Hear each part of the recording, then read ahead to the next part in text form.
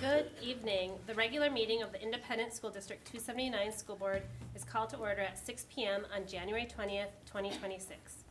The regular business meeting of the Osseo School Board is being conducted in the boardroom of the Educational Service Center. The meeting can be monitored electronically by streaming online from the district website. An archived recording of tonight's meeting will also be available on the district website. Seated in front of you this evening from my left and your right are Director Kelsey Dawson, Director Erica Foster, Director Thomas Brooks, myself, Board Chair Tanya Prince, Director Keith Tate, Director Sarah Mitchell. Also present in the boardroom is Superintendent Dr. Kim Heil and members of the Superintendent's Cabinet. Those of you who can, please stand for the Pledge of Allegiance. Director Dawson, will you please lead the pledge? I pledge allegiance to the flag of the United States of America and to the republic for which it stands, one nation, under God, indivisible, with liberty and justice for all.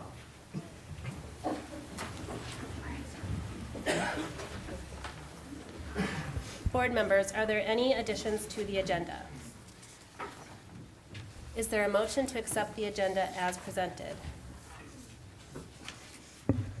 So moved. Moved by Director Dawson. Is there a second? Second. Seconded by Director Foster. Is there any discussion? All in favor say aye. Aye. Opposed, nay.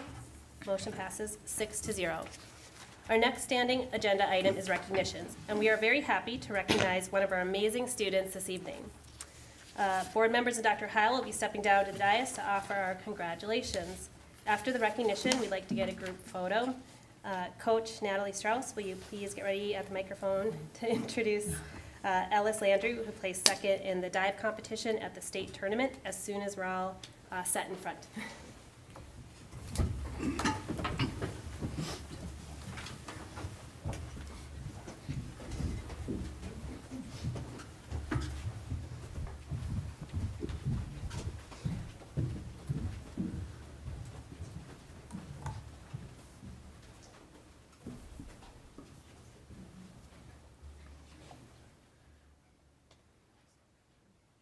All right.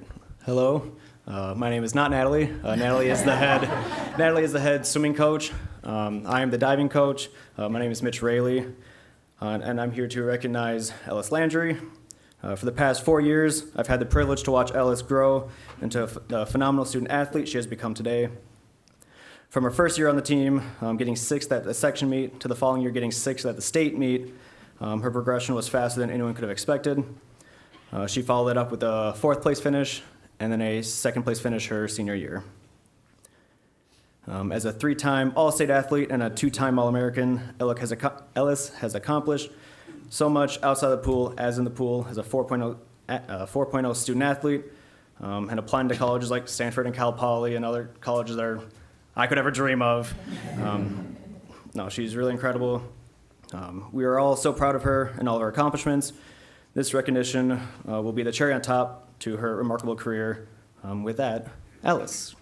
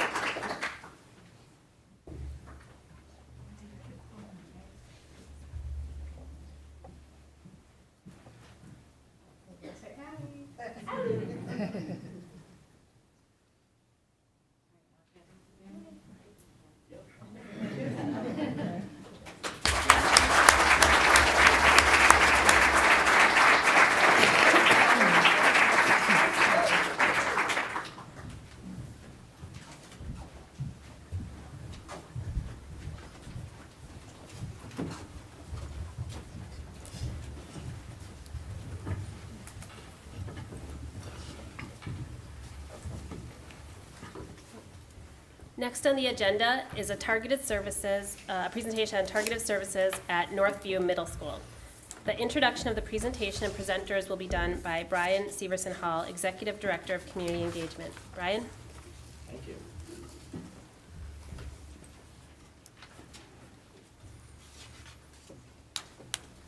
All right, well, good evening, Chair Prince, school board members, Dr. Heil, and audience members. As Chair Prince said, my name is Brian Severson Hall, Executive Director of Community Engagement, and we're excited to be here tonight to talk to you a little bit about our school year targeted services programs, which in community ed we tend to call that they fall under the umbrella of out-of-school time programs, which are exactly what they sound like, programs that take place before school, after school, and in the summer. I know you've heard some about our summer programs, but all of these programs, which include youth enrichment, Kids Stop, summer, targeted services, all of them have the same kind of overarching goal, and that is that we want to make sure that young people have positive places, caring people, and creative opportunities to go to in their non-school hours, and that's what we do in these programs. And tonight, we can have two focus areas. Number one, we want to make sure that you have a general understanding of what targeted services is and isn't.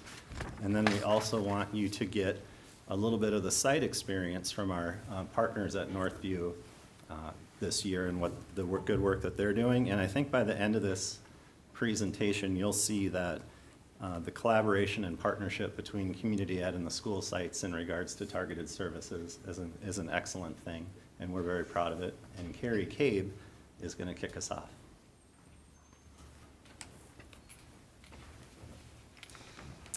Good evening, Chair Prince, Vice Chair Brooks, Superintendent Heil, and board members. I'm super excited to be here this evening just to share with you. Melissa Carstens was supposed to be presenting. She's our Targeted Services Coordinator, but unfortunately couldn't be here. So she sends her apologies with a really long text last night, hoping to explain. I love her excitement for what she gets to do, but I'm super excited to share with you as well. So thanks for having us.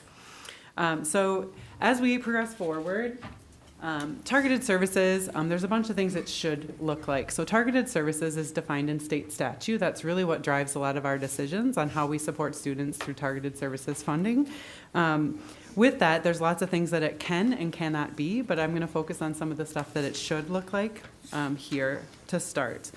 So key points for this one, it's really supposed to be different than a traditional school day. So thinking ways to capture kids' learning in a unique way. It's also supposed to be activity-based or hands-on learning that is available for them. It is supported through licensed staff. There must be licensed staff teaching the activities, and we are to address academic, social, and emotional goals with the students that are engaged in that learning opportunity.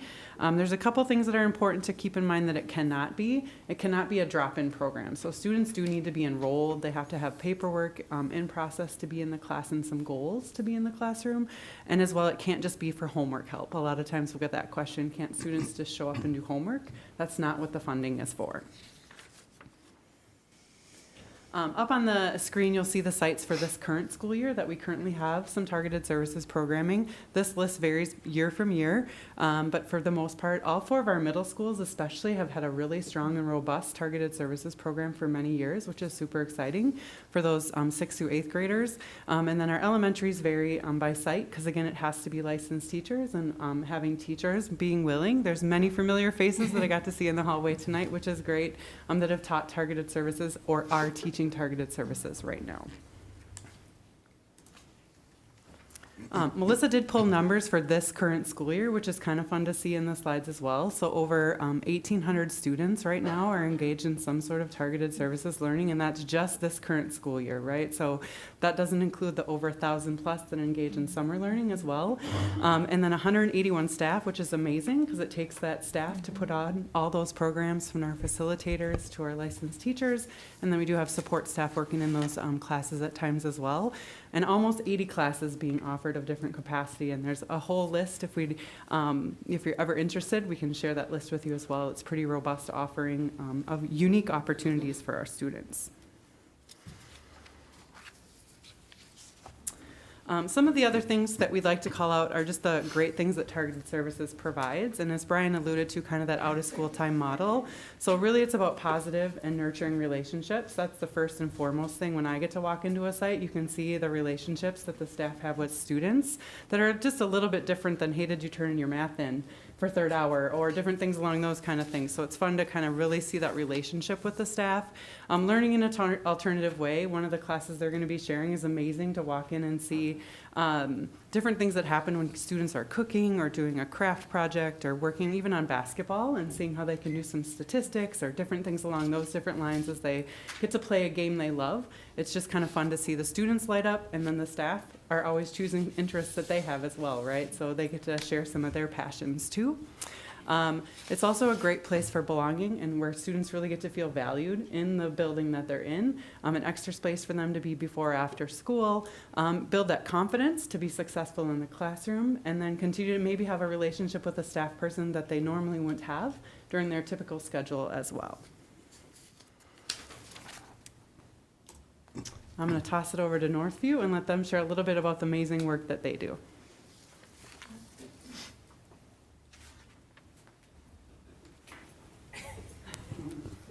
Thank you, Ms. Cabe. Appreciate that introduction. Thank you, everybody, for coming out to hear about targeted services at Northview Middle School. I'm glad you're so as excited as I am to talk about it. I think Ms. Cabe said it best earlier when she said it's really about engaging kids, providing them with a place to belong, and also about supporting them and their passions. The quote that I put up there is, there's a place for everyone where everybody has their place, and that's what we try to do at Northview Middle School. Whether it's the school day or out of the school day, is making sure that kids feel like they belong, they're accepted, and they're having a great time just being themselves in our school, whether that's during the school day or after school. Now, I could stand up here and talk about Northview Middle School all day. If you have time, feel free to stay after the board meeting, and I'll do that for you. However, I'm going to hand it over to a few people here, Ms. Knighton, Mr. Gaston, and Ms. Anderson. They're the real stars of the after-school programming in the sense of facilitating the programming, working with the students, and then sharing student perspectives as well. So I'll ask Ms. Knighton to come up here and talk about her role as a facilitator.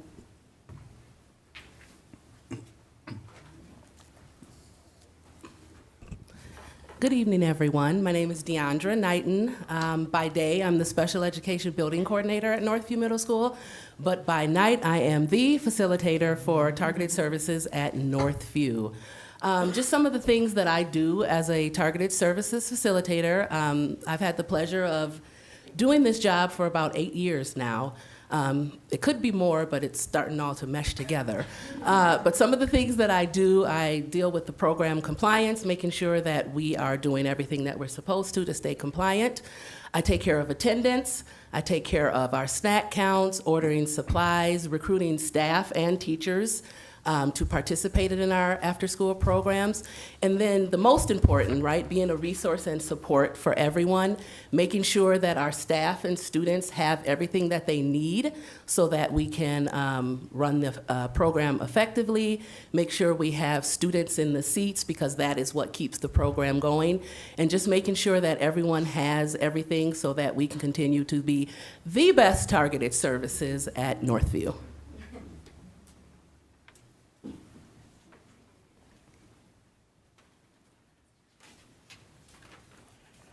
Right?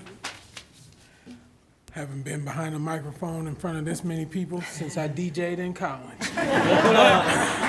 Let's go.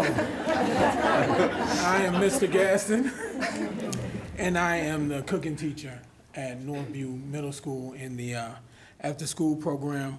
What I like about teaching is I get a chance to create teachable moments. Not only am I teaching the students, but they're teaching me. I had a student one time tell me his grandma was the Polish queen of pierogies. I never heard of a pierogi. And so I said, can you call your grandma on the phone and tell me how to make a pierogi? He called his grandma on the phone and she gave us directions. And we made them. It wasn't my favorite, but I asked, was it okay to add my little spice to it? And she said, fine. We did it, and it worked out pretty well. But a big part of my Tuesdays and Thursdays is the cultural exchange. He was comfortable enough to talk about, being Polish, about the food that he eats with his family. I've learned about empanadas. I've learned about various different foods from the students at Northview and in the district, BMS as well, in the summer and during the school year. But I also get to teach. So I got to teach them about gumbo, which was gumbo and okra. So okra is called gumbo, and it's a thickener. Can be used in jambalaya, gumbo, and many other dishes. And I had a student who didn't know about that. Gumbo was not gumbo, excuse me. Okra was not native to the U.S. It was brought here.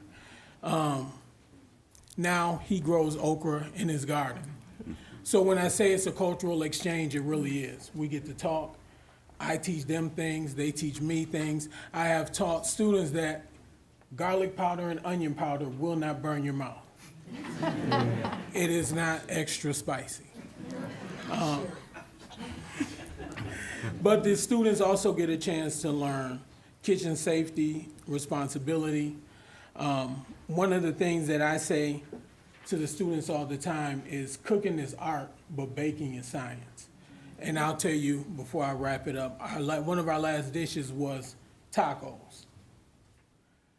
And we started with tacos, but we ended with burritos. We ended with fried tacos. We ended up making queso dip. We just stopped at chopping up the tortillas and frying them to make our own chips, just because we only get an hour and a half. So the students are engaged, they participate fully, and they have a great time when they're in there. So again, remember, cooking is art, baking is science, and thank you for allowing me to speak.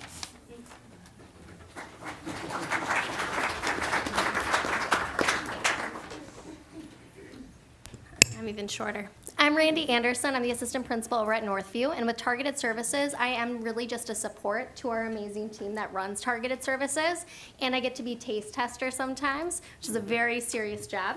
But what I get to do tonight is to share with you some of our student perspectives, which I think can be some of the most fun, is hearing from the kiddos about what they enjoy about Targeted Services. So that's what we'll end with here. And I'm not a pro, oh wait, there are some pictures. I'm not a pro video editor, so if there's some blips, just pretend like they're not there, okay? I'm in IYT and PM Hoops, and I like IYT because He's got it. All right, one more time. I'm in IYT and PM Hoops, and I like IYT because they're like respectful and it's like a good after-school program. I like about PM Hoops because I play basketball a lot. I've been playing since I was 5, and like I do a lot of stuff in PM Hoops. I'm really good at that type of sport. I like cooking because like basically you learn how to cook and make new foods and experience like seasonings and everything like that, and it kind of helps you with your cooking skills. What we both like about PM Hoops is that PM Hoops, that we work hard, that we are a team together. We both do great in things. What do you got, bro? And it helps you like clear your mind, and most things you do know you have bad like stuff on your mind, and yeah, like it just helps you like get better at what you need and what you want, and that's why you should do PM Hoops. What I like about after-school soccer is that it helps me with my techniques to get better on soccer. And my older brother always did soccer, and I always watched, and I was always so fascinated about it. So I love that we have after-school at this school because I never had that at any other school. So that's why I'm grateful to have soccer after school. A round of applause for the kids.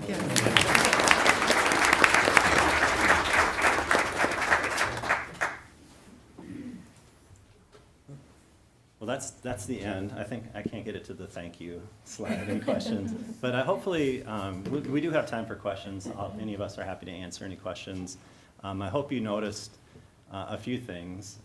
Well, number one, why wouldn't you come to an out-of-school time program with this staff? Right? You can see the purpose of engaging. And I hope also maybe you did some quick math on the numbers slide. But depending on the school, some of our schools have about 20% of the kids who attend the school go to our targeted services out of school time programs, and some have 50% of the students who participate. So we're really proud that we've created systems and programs that young people want to be at. I think a lot of that is also due to the fact that teachers and instructors in the class have some discretion on creating a class that's of interest to them. So you're already excited about the topic, as you could see in some of these presentations.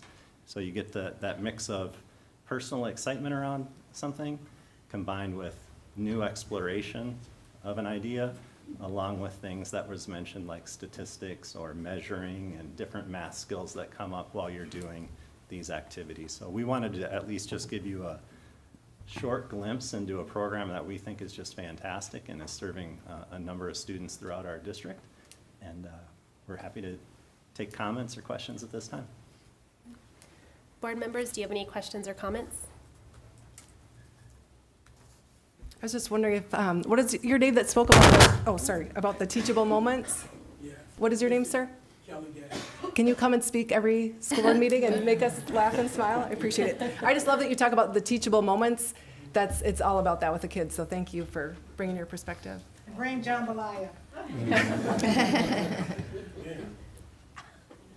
I think that my colleagues know I'm really passionate about ensuring that our young people have a full educational experience that's beyond, there's academics are one thing, but that's not, when you think about what happened during COVID and one of the things that our students talked about is just being part of something greater than themselves. And I think that, Deandra, like what you're doing and just listening to what our students are interested in and passionate about and excited about. That's what creates the fire to just keep going and to stay connected, to have a trusted adult, to have that positive connection is just critical for our young people. And I love learning about what you're doing. I see some of it on social media and I'm like, well, that looks good, to stop by. But this is just part of, our district and kind of the fabric of where we really want to go to provide opportunities to each and every one of our students to make those connections and to really thrive and to meet our mission and our vision in our district. So,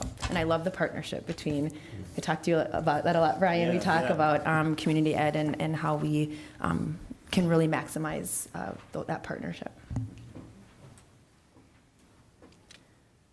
I think I was really struck by the number of students participating, and often we get the question regarding community education and like, what are all of the offerings? Are we offering everything across the district? But this will never appear in the community ed brochure, and this is such a significant portion of our student population participating with that, that higher level of instruction and fun and variety. So nearly 2,000 students. So just kind of wanted to point that out as well. Thank you. Yeah, thank you. And we were excited to highlight Northview as well. This is kind of Brian's op-ed. I think we do an amazing job in schools of serving elementary age kids. And I think we also do an amazing job of providing extracurricular activities for high school students. And I often think middle school students miss out. And so I think targeted services has been a great addition for that. They're of course getting a wonderful school day at their middle school, but this kind of this after school summer hours sometimes is a tough one for this age group. So it's fun to have some exceptional teaching staff and administrators who are partners and make this happen. So something you said reminded me of that, Chair Prince, so thank you. And one more question, the middle school program that's been building up, right? Or have we always had this size of middle school?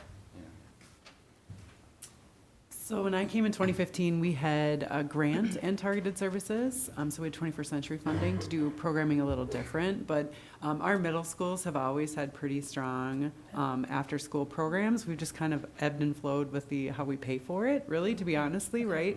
The staff have always made it amazing. Every year there's a huge sampling, and there's a lot of staff that have done it the 10 years I've been here in Osseo too. So we have new staff that come in every year, and we have staff that have been doing it for years, which is amazing. So it's a solid program within our system, and probably the last 5 or 6 years, all 4 of our middle schools have had offerings now. That's great. All right, any other questions or comments? All right, thank you so much. Yeah, thank you. Everybody.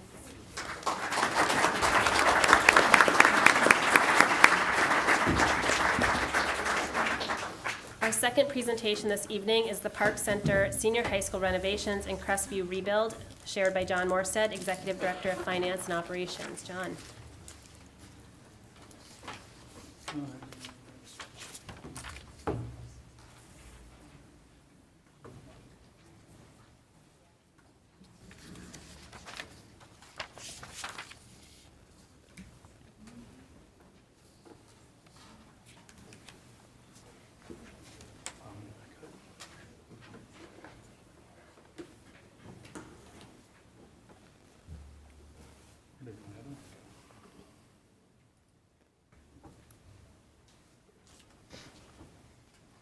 All right, we're good.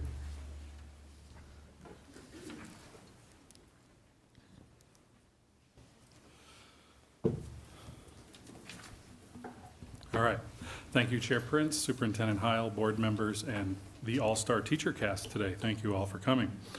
This evening, I'm pleased to provide a progress update on the two most recent Build a Better Future projects, Park Center Senior High School and the reconstruction of Crestview.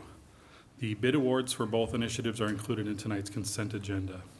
Beginning with Park Center, our primary aim is to revitalize existing spaces and introduced facilities to support the new career and technical education CTE programs.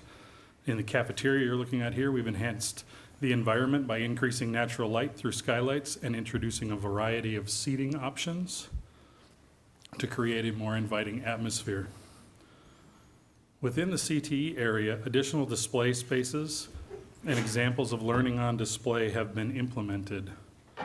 Outdated locker banks have been replaced with benches to further encourage a welcoming setting. Upgrades are also planned for the Culinary and Family and Consumer Sciences, or FACS laboratories. I think this is the, yep, there we go. As well as with all district projects, these enhancements are accompanied by additional security measures to ensure safety and security of students and staff at all times. The renovations at the Park Center Media Center are extensive. This space will be entirely reconfigured to support multiple learning and collaboration areas. A prominent feature will be the two-story learning stair, which links the second floor with a flexible third floor area, offers the convenience of circulation, an amphitheater-style teaching zone, or an informal gathering place for small groups or students to use as they choose. All renovated classrooms will also feature some updated aesthetics as well as new furnishings. Additionally, a new makerspace is highlighted as part of the improvements. Each senior high school with the within Building a Better Future will also receive a new school store that they did not have, some did not have in the past, designed to foster school spirit and offer merchandise for sale. At Crestview, rebuilding project is also up for the bid award. Initially, Crestview was designed for repurposing into a pre-K and community education multi-use facility. However, significant engineering challenges emerged during planning, sharply increasing remodeling costs. Consequently, at the direction of the board, it was determined that constructing a new building would best serve both the district and the taxpayers' use of funding. Key features of the new Crestview construction include a heritage pre-K program offering culturally focused options with an emphasis on Hmong, Indigenous, African, and Spanish traditions. American Indian Education Cultural Center, encompassing a museum, classrooms, makerspace, and administrative offices. A permanent location for our family and community engagement, better known as the FACE team, who will utilize all the spaces within the facility to help engage our community. Dedicated early child family ed, or ECFE areas, a community kitchen, a production kitchen for district use, and professional development areas capable of accommodating up to 200 participants. We're just kind of taking a quick walk around the building to show you aesthetically, this is going to be a flagship building for us. It is a two-story site. Sits right on Zane Avenue. We're actually bringing the building up to the front of Zane so you can see it, and it will be surrounded by gardens and green spaces and walking paths and things that we can use to really try to create a good community feel that the community can use at their leisure. Extensive research and community focus groups inform the building's design, ensuring alignment with stakeholders' needs. The objective is to establish Crestview as a central community resource for a range of programs while maintaining a strong educational presence. So you can see a lot of glass. The second floor here is the professional development wing we'll jump into. And I will note that as you're seeing the grass and green areas, a lot of these have planned gardens, but the renderings focus on what the building looks like. So you're not really getting the full detail of those, but call it a surprise to come later. As we walk into the buildings, there's going to be the options for either a fully secure or open access, with both featuring a reception area. The main welcome area is designed to resemble a hotel lobby, with diverse seating arrangements to accommodate groups of varying sizes. This space also provides direct access to the American Indian Ed Museum and includes a play area for young children or families who may be waiting for service. Further highlights include a detailed view of the museum and library area. We're moving here into the early childhood family ed common area and classroom spaces. The pre-K wing remains a fully secure area during operational hours, much like a traditional school. It features its own entrance, 6 classrooms, dedicated common spaces, and multiple displays to celebrate the different cultures. On the upper level, the professional development suite comprises 2 full-size classrooms, 2 additional smaller meeting rooms, hoteling workspaces, a large conference area that can be configured into up to 200 individuals. So this is looking at it as half of the large area for about 100 individuals, and here's a view of the full-size area. So the district's professional development needs have really been focused predominantly at this building or in rented spaces. So we're going to be able to have a central home to be able to host the larger events, and then obviously still use our other facilities, but will save us and provide great tools for the future. And that is what will be up on consent, and I will pass it back to Chair Prince for the next steps. Okay. Thank you. Board members, should we wait for the action item? Okay. Yep. All right, thank you. This was just for presentation so everyone can see it, so thank you. Okay, thanks. Okay, the next agenda item is audience opportunity to address the school board. I'll review a few of the guidelines for those who wish to speak to the board. And they're also on the table in full. So as a board, we welcome all voices and strive for public engagement and transparency in our board work. Audience opportunity to address the board is one of many avenues to achieve this. To ensure all voices are heard, welcomed, and respected in the boardroom, we ask that audience members withhold applause and verbal response to all speakers. Speakers will be called to the podium in this order: student, parent, staff, community members, and others. Please keep your comments to 3 minutes.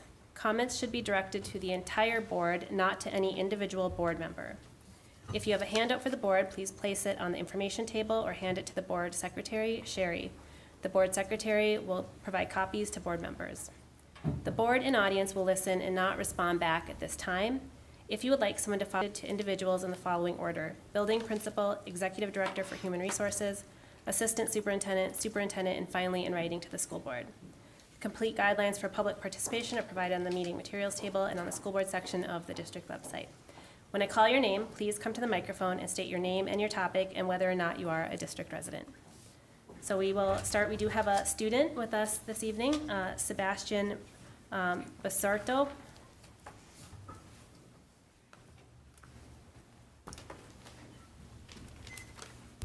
Hello. I'm here to talk about some of the impacts on students of the presence of ICE in our community. My name is Sebastian Basurto. I'm a proud Chicano from the Midwest with immigrant parents and family, and I'm currently a freshman at Maple Grove Senior High. Fear and anxiety are currently embedding a presence into the psyche of families all throughout our country, state, and community. Many people without the privilege that is the fair skin are now hesitant about going to work or just outright not, and many are now dreadful about sending their children to school. I believe terrorism is the best word to describe these actions behest of the entity of ICE.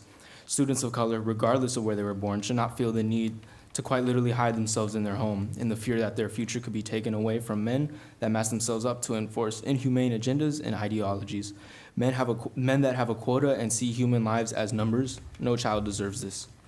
When ICE is incompetent enough to hire a detention officer that on duty continuously raped a woman within the custody of their own at their own facility, why would anyone want them in their community, let alone in one with much children of color? How do we know that they won't do the same to any of my peers? ICE is demented enough to tear gas a 6-month-old, who, by the way, wasn't part of any protest, just trying to enter their home, if anyone in the room is thinking that. ICE is demented enough to murder innocent civilians, separate families, deport citizens, citizens born here and born not, and yet people still think they belong in our state. I beg not. The operation of immigrant enforcement in this country has not been about the legality of how immigrants arrive here. It has never been. If that were the case, MAGA would have not voted for a felon. It's about ethnic cleansing and establishing white supremacist ideals. The bourgeoisie pushes narratives for their blind supporters to believe, narratives that claim people like me are dirty and that we're criminals and that we bring all of our problems from our underdeveloped countries with us. If you've read some history, you'll find that we do not come from underdeveloped countries. We come from overexploited ones, or overexploited by none other than the United States. Immigrants and their children are a strong force in our country's proletariat, and we deserve right to tranquility in the United States. My parents were born in Mexico, and we are just as American as you are. This is our homeland. Quoting Ernesto Rafael, "In the homeland or death, we will prevail." Thank you.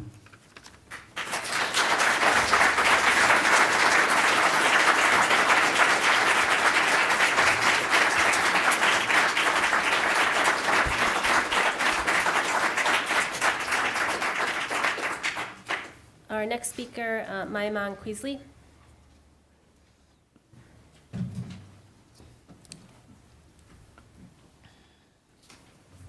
Almost 40, my eyes can't do the cell phone.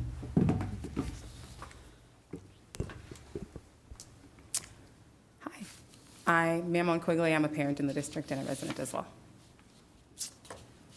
Chair members, board, and superintendent, thank you for the opportunity to speak. My name is Maimon Quigley. I'm a parent of 2 kiddos in the district and also a product of this district K-12. My comment today focuses on school-based health centers and wraparound services such as primary care, dental, vision, and mental and behavioral health services.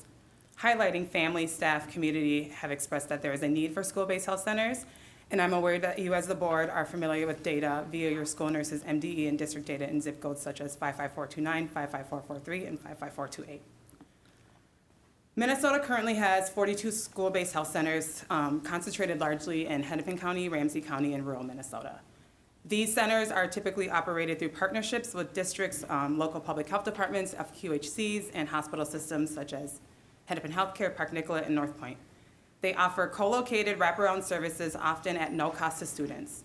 School-based health centers have been proven cost-effective investments that support student health while generating direct and indirect cost savings for public schools. School-linked behavioral health services have actually proven particularly effective in reaching children who have never accessed mental health services, and results include coordination of care with services delivered to where kids are, increased access and sustained engagement in treatment, and evidence-based services from highly trained behavioral health professionals regardless of students' insurance status. Minnesota is actually experiencing a well-documented dental workforce shortage. The number of dental professionals is not keeping pace with the need, and this particularly includes, again, rural regions and large urban counties, including Hennepin. As a result, children, particularly those who rely on Medicaid, face wait times and have fewer available clinics and are at greater risk for untreated dental disease, highlighting the need for community-based solutions, school-based health centers. Vision problems are among the most common and are the most easily treatable barriers to learning, yet many families face cost, transportation, or insurance challenges that delay care. Providing on-site or co-located vision services, especially those available at low cost or no cost, removes these barriers, directly supports academic success. Organizations such as Portico HealthNet is a critical community partner, expanding access to care for uninsured and underinsured families in Minnesota. Portico is often utilized in school-based health centers, reducing the burden of school staff by shifting complex insurance navigation training to community 30 experts seconds in remaining. supporting families and applying and keeping health insurance. On July 24th, President signed the new law, also known as the Big Beautiful Bill Act, sweeping changes to Medicaid, which will require Medicaid expansion enrollees to undergo eligibility requirements every 6 months instead of the current annual renewal. When parents lose coverage due to administrative churn, children also lose coverage too, even though they remain eligible. Organizations such as Portico help ensure families to continue enrollment deadlines and support. School-based health centers are not experimental. They are evidence-based and cost-effective and strongly support and is strongly supported by national research. I managed a school-based clinic for 3 years, and students learn how to navigate health systems and advocate for their well-being. They provide care to meet students' needs who have historically been underserved and also decreases Medicaid costs in those communities. So in closing, our students cannot learn if they cannot see, and they cannot learn if they're in pain from untreated dental issues. These are all low-cost, no-cost services to students, and I'm hoping that our board can support our staff who have done the amazing work trying to stand up our school-based health center, again, which is a low-cost, no-cost clinic, and get services straight from Medicaid or even students' private insurances. Thank you.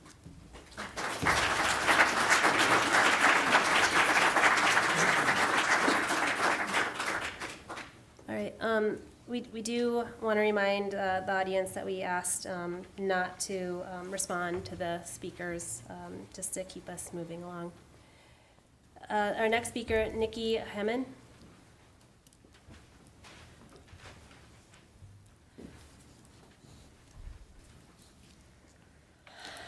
Hello.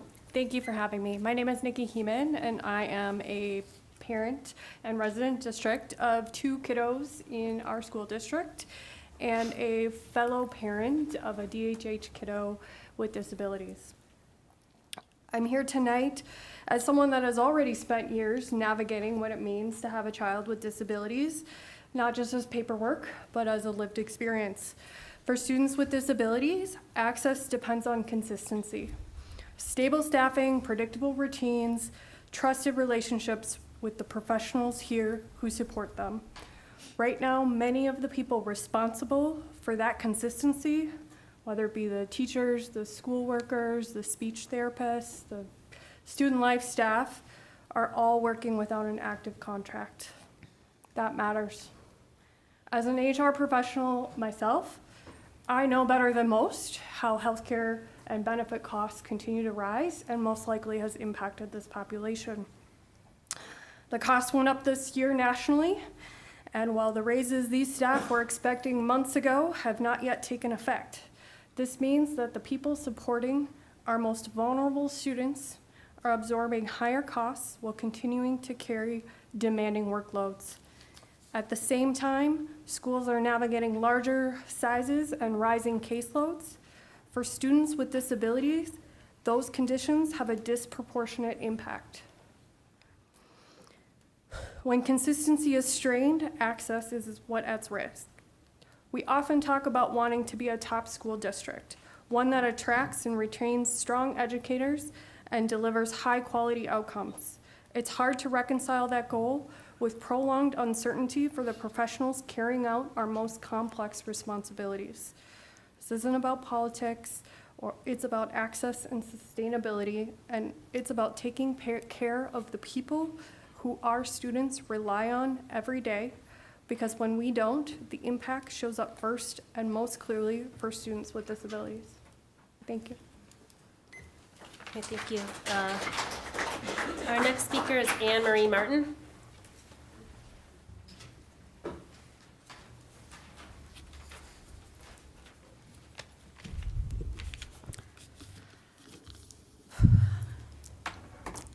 Good evening, members of the school board and Superintendent Heil. My name is Anne-Marie Martin, and I'm a teacher at Park Center Senior High. My husband is dying, and I don't know how I'm going to pay for it. Before teaching at Park Center, I taught for many years at Osseo Senior High. I'm also the parent of an Osseo High graduate. I've been your daughter's Girl Scout troop leader. My daughter may have babysat your children. In short, I am your neighbor. I am the primary provider for my family, and part of that responsibility is maintaining our health insurance through my employer.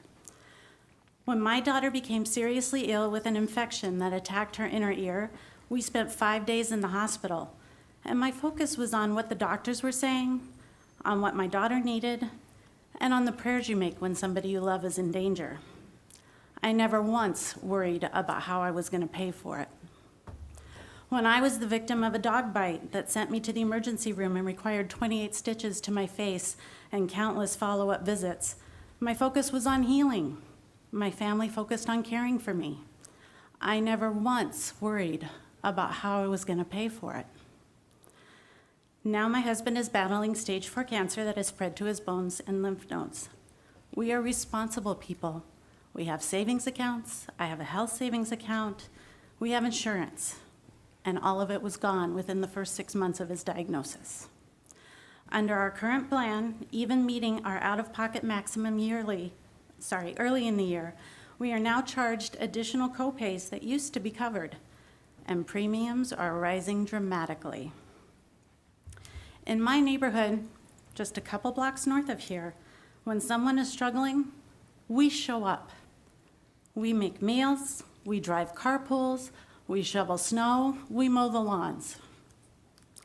I am your neighbor, and I need help paying for the health insurance my family depends on.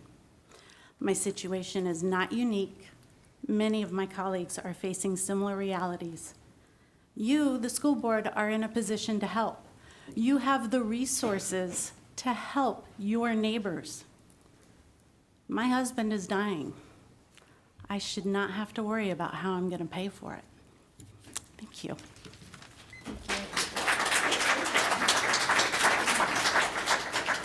Our next speaker is Heather Kale.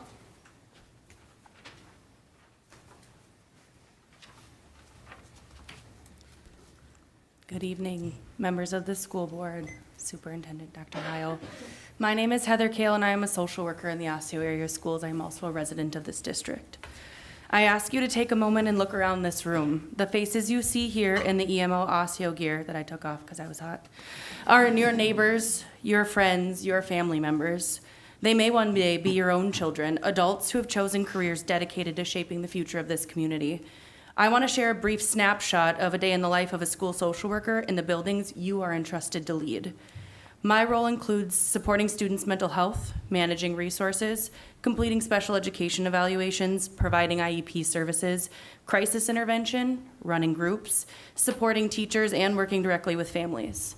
On an average day, I have 8 to 12 students scheduled to see me. That's about 4 to 6 hours of face-to-face meetings alone. That's not even a busy day for a social worker. What you don't see on my schedule are the crises that cannot be scheduled.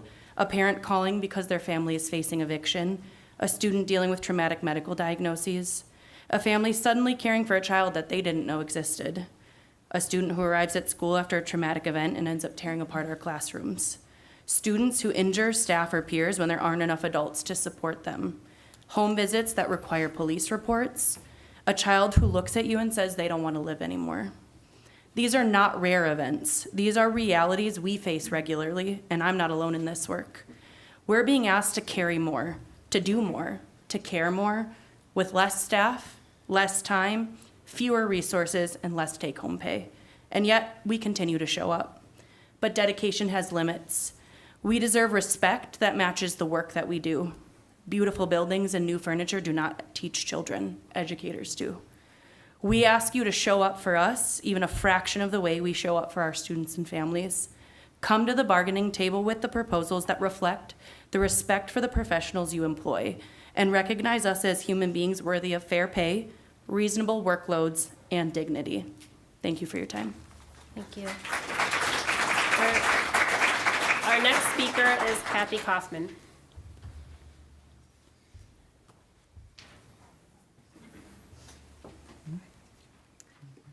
Good evening, members of the school board and Superintendent Heil.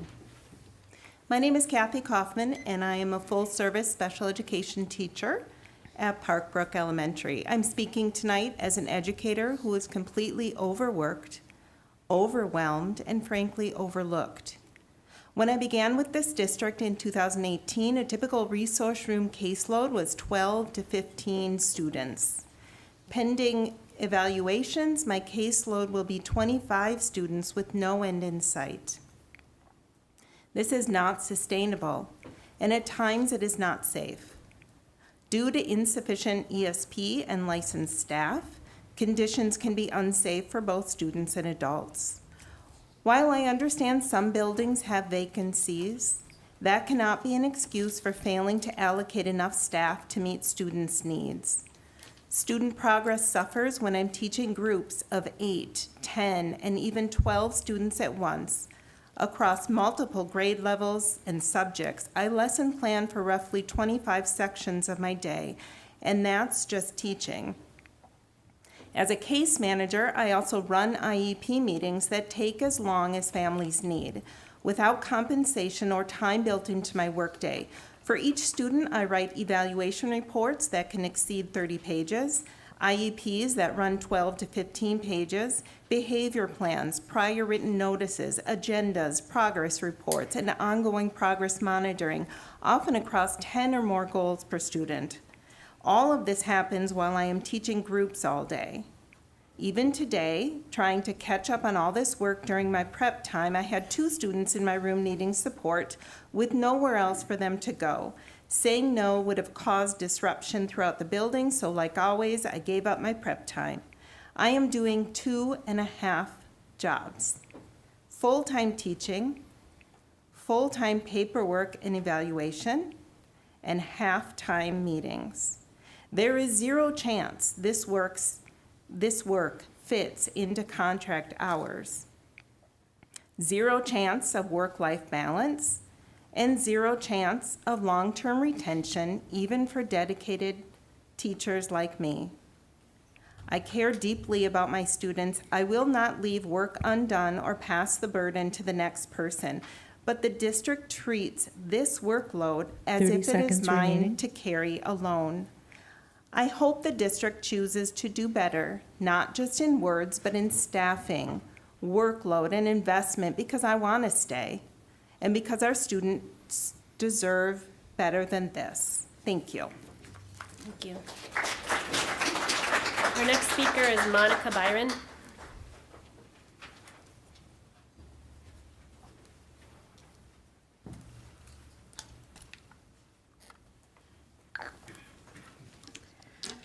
Good evening, school board members and superintendent.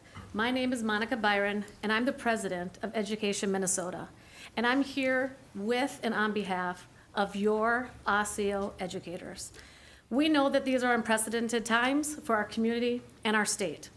That is exactly why educators need a fair contract, one that reflects what students need and what educators are being asked to carry. We are asking educators to do this work in a moment of growing uncertainty and stress in our communities. Students cannot learn, and educators cannot teach effectively when schools feel anything less than safe, stable, and focused on learning. And that brings us to this moment. This moment is about choices, and whether this board's decision reflects the reality in ASIO's classrooms right now. ASIO educators are facing 3 pressures right now at the same time: rising healthcare costs, wages that are not keeping up, and workloads that continue to grow. Without real salary movement, any raise is quickly erased by inflation and insurance increases. At the same time, larger class sizes and heavier caseloads are stretching educators beyond what's sustainable. Educators are showing up every day for students academically, emotionally, and physically because they are deeply committed to this community. You are being watched across the state. You can be a beacon for what it can be for every unsettled local in this state at this time. But when wages fall behind and workloads become unmanageable, educators leave. And when they leave, students lose stability, relationships, and consistency. Workload is not a perk, it's a learning condition. And when these class sizes and caseloads are overwhelming, our students get less individual attention. Let's be clear about the financial reality next. ASIO Schools is not facing a financial crisis. This district has one of the strongest fund balances in Minnesota, and you have described it as such. It has exceeded recommended levels for years, And the Minnesota School Board Association recommends fund 30 balances of seconds about remaining. 10%. Osseo is above that. This district has the resources, and educators have been clear. They're not asking for more, they're asking for fairness. So leadership is not about protecting reserves while classrooms absorb the strain. It's about using your tools and what you have to protect learning conditions and keeping schools functioning. We're asking you to act, we're asking you to invest, and we're asking you to settle a fair contract now. Thank you. Thank you.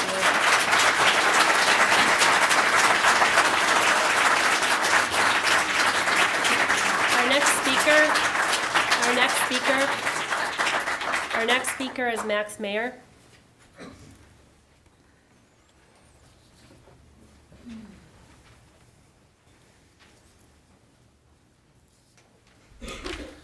Hello, I am District Resident Max Maher, and I'm addressing the Immigration Enforcement Resolution on tonight's agenda. I want to begin by saying this. I sincerely hope this resolution receives a unanimous yes vote tonight, not because unanimity looks good, but because the principles in this resolution are timely, necessary, and should not be controversial in this moment. This is not a radical document. It does not defy federal law. It does not instruct staff to obstruct law enforcement. It does not change who we educate or how we educate them. What it does is clarify clearly and calmly how a school district responds when students are afraid and adults need guidance.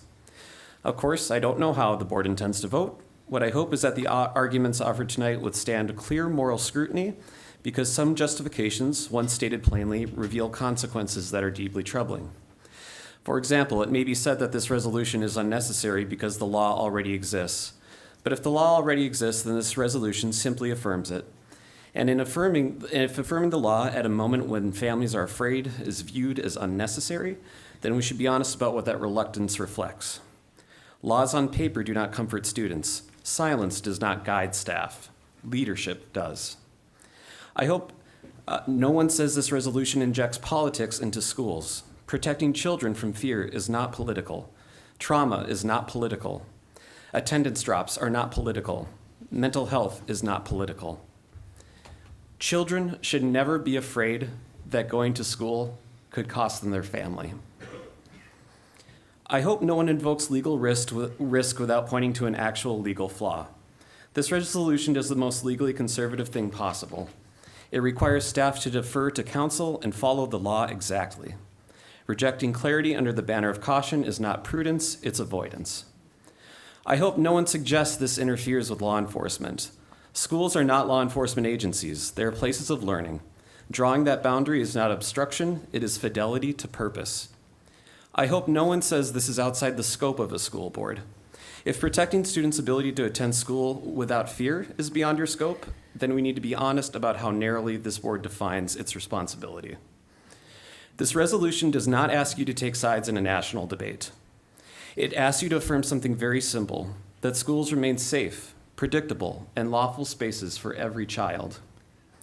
A unanimous yes vote tonight would send a powerful message, not about politics, but about values. It would tell students and families that when fear enters our community, this board does not look away. It responds nimbly with clarity, lawfulness, and care. I hope that's the message we leave with tonight. Thank you for your time. Thank you. Okay, our final speaker is Jessica Beam.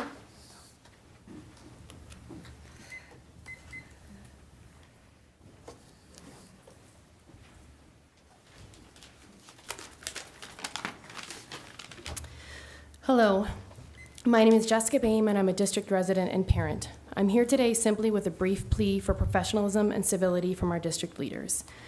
I'd like to start by recognizing that overall, I think board meetings, work sessions, committee meetings, and other activities open to public observation are generally conducted in a respectful and professional manner. And that doesn't mean withholding opinions or shying away from areas of disagreement. The individuals leading this district come from different backgrounds and have diverse perspectives, and we should encourage an environment where different ideas are offered, challenged, and refined. Indeed, proposals and positions forged through a process of robust debate and deep consideration are likely to be better than those that aren't questioned at all. That said, it's critical that the focus of such challenges and debate be centered around the substance of the ideas and proposals themselves, and not the presumed motives or flaws of the individuals sharing them. One can disagree with something quite vehemently and passionately without needing to jump to insults or accusations about how or why someone might see things differently. Personal attacks simply shouldn't be part of the dialogue. Not only would that be disrespectful and set a poor example for the community, but it also presents two other problems. First, such attacks would simply be untrue. Any accusation that anyone up here has any malicious intent towards the community you all serve just seems entirely implausible. Every piece of evidence we have suggests that the opposite is true and that each person here is here because of a deep commitment to upholding the mission written on the wall above you. I've observed from a distance just a small portion of what it takes to run for and execute the responsibilities of school board, and candidly, it doesn't look easy or fun. It just doesn't make any sense that someone would go through all that effort with the goal of harming scholars or the broader community. You're obviously all here because you genuinely care about this community. Second, from a purely pragmatic perspective, personal attacks are simply inefficient. Rare is the occasion that two parties have found themselves disagreeing with each other about something, but then party A successfully convinces party B to take a different perspective by declaring how ignorant or awful they believe party B to be. It's not an effective tool for persuading or building consensus, but it's a great tool for building division and distrust. For all of these reasons, I reiterate my sincere request that this body continue to work towards being an example of good faith, robust debate and exchange of ideas without the counterproductive addition of applying labels or attacks to the parties sharing those ideas. Thank you. Okay, so that concludes the audience opportunity to address the school board. And we'll move on to our superintendent's report. Dr. Heil. Thank you. Good evening, Chair Prince, Vice Chair Brooks, board members, staff, family, and community partners. At this time, it's important that we come together as a district. So in our educational institutions, our students must feel safe. Our staff must feel safe. And our parents and caregivers must know without hesitation that their children are safe in our schools. It's clear that some of our families, staff, and community members are being impacted differently by our current events. And we must lead with grace and awareness of those differences.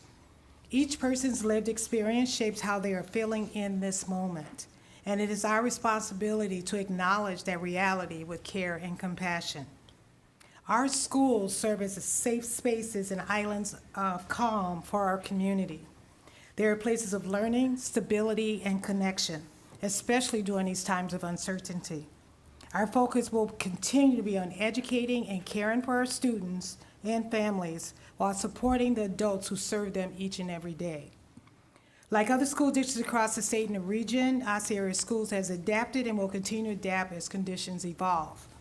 We remain committed to thoughtful decision-making, clear communication, and keeping the well-being of our students, our staff, and our families at the center of everything that we do. So together, we will continue to show up for one another and move forward with purpose, unity, and care. Thank you. This evening, a regular part of the superintendent's update is Points of Pride, and by sharing these Points of Pride is our chance to celebrate our students, our staff, our scholars, and community members who are contributing to the accomplishments of our mission. So this evening, I have members of our district cabinet to assist in sharing some examples from the last month. In the area of achieving dreams, last winter, Park Center Senior High School formed a new sideline cheer team for students interested in a cheer program geared toward cheering at Park Center athletic events rather than cheer competitions, and the program has seen huge success in its first full year. Though competition is not the focus of sideline cheer, the team did participate in a competition among other local sideline cheer teams in December, where they showed off their self-choreographed dance and cheers. They walked away with the first place prizes in both the showcase dance performance and the cheer battles sections. Students in Maple Grove Senior High School Tech Ed teacher Scott Caston's residential construction class recently completed construction of a shed, which they designed to fit a variety of possible uses, such as a tiny house, guest house, she shed, man cave, or garden shed. The school then sold the shed in a public surplus auction, with the proceeds going back into the program.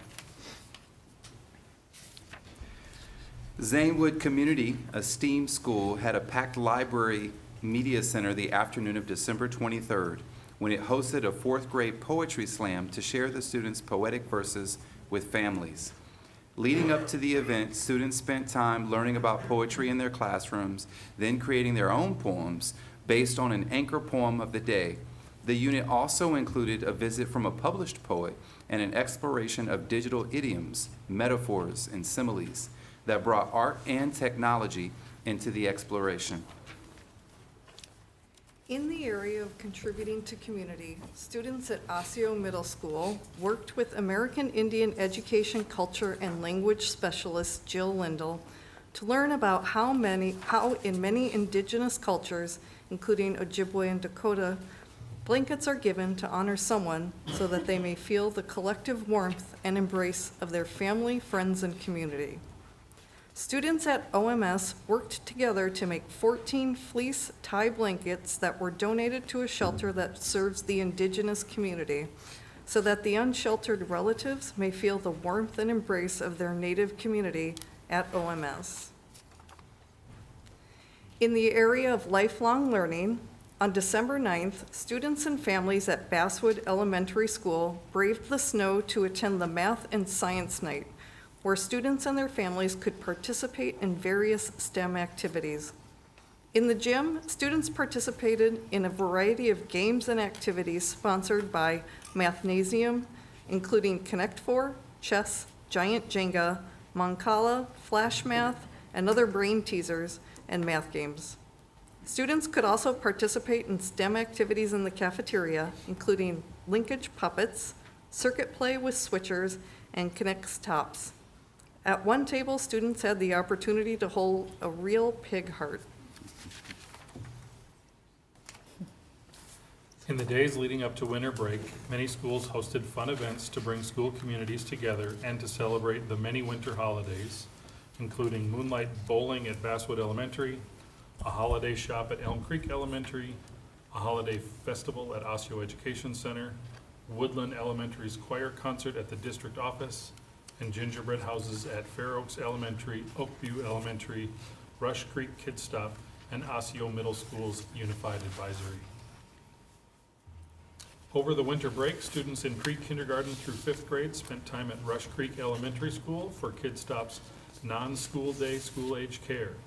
Students participate in a variety of winter activities, including winter bingo, a frozen sing-along, art projects using hot chocolate, and creating mini igloos, an indoor snowball fight, a costume party, and science experiments. In the area of mission-driven employees, it has become an annual tradition for ESPs from around Osseo area schools to come together near the end of each year to gather supplies for and assemble blessing bags, which are handed out to students in need before the winter break begins. ESP union members fill the bags with different food items for students and their families to eat throughout the break. The group had a goal of filling 400 bags, and they exceeded that goal this year with 420 bags donated. We have a few final notes and reminders for this evening. This school year, 3 community conversations are going to be held to better understand from family and community members what's going well and what needs improvement, as well as ensuring all feel valued and heard. District leadership and school board members will host the event. Our next one, the second event, is planned for February 3rd at 4 p.m. at Osseo Middle School. So to learn more, visit osceoschools.org/community conversations. And then the big dance is coming up. Join us February 6th. I guess it's not a dance, it's at Severson Hall. If you want to. I may dance. I dance all the time. So join us on February 6th for the District 279 Foundation, a night out winter wonderland. Tickets are now on sale on the District 279 Foundation website and are expected to sell out quickly. Thank you. Thank you. Our next agenda item is school board reports. Director Dawson, do you have a report or update? I do. Okay, so Association of Metropolitan School Districts, just a lot of conversation around ICE enforcement at our schools and our places of worship and hospitals, and just ensure, a lot of absenteeism, and just kind of there's just a lot of the professional organizations around education are coming together, just ensuring that we're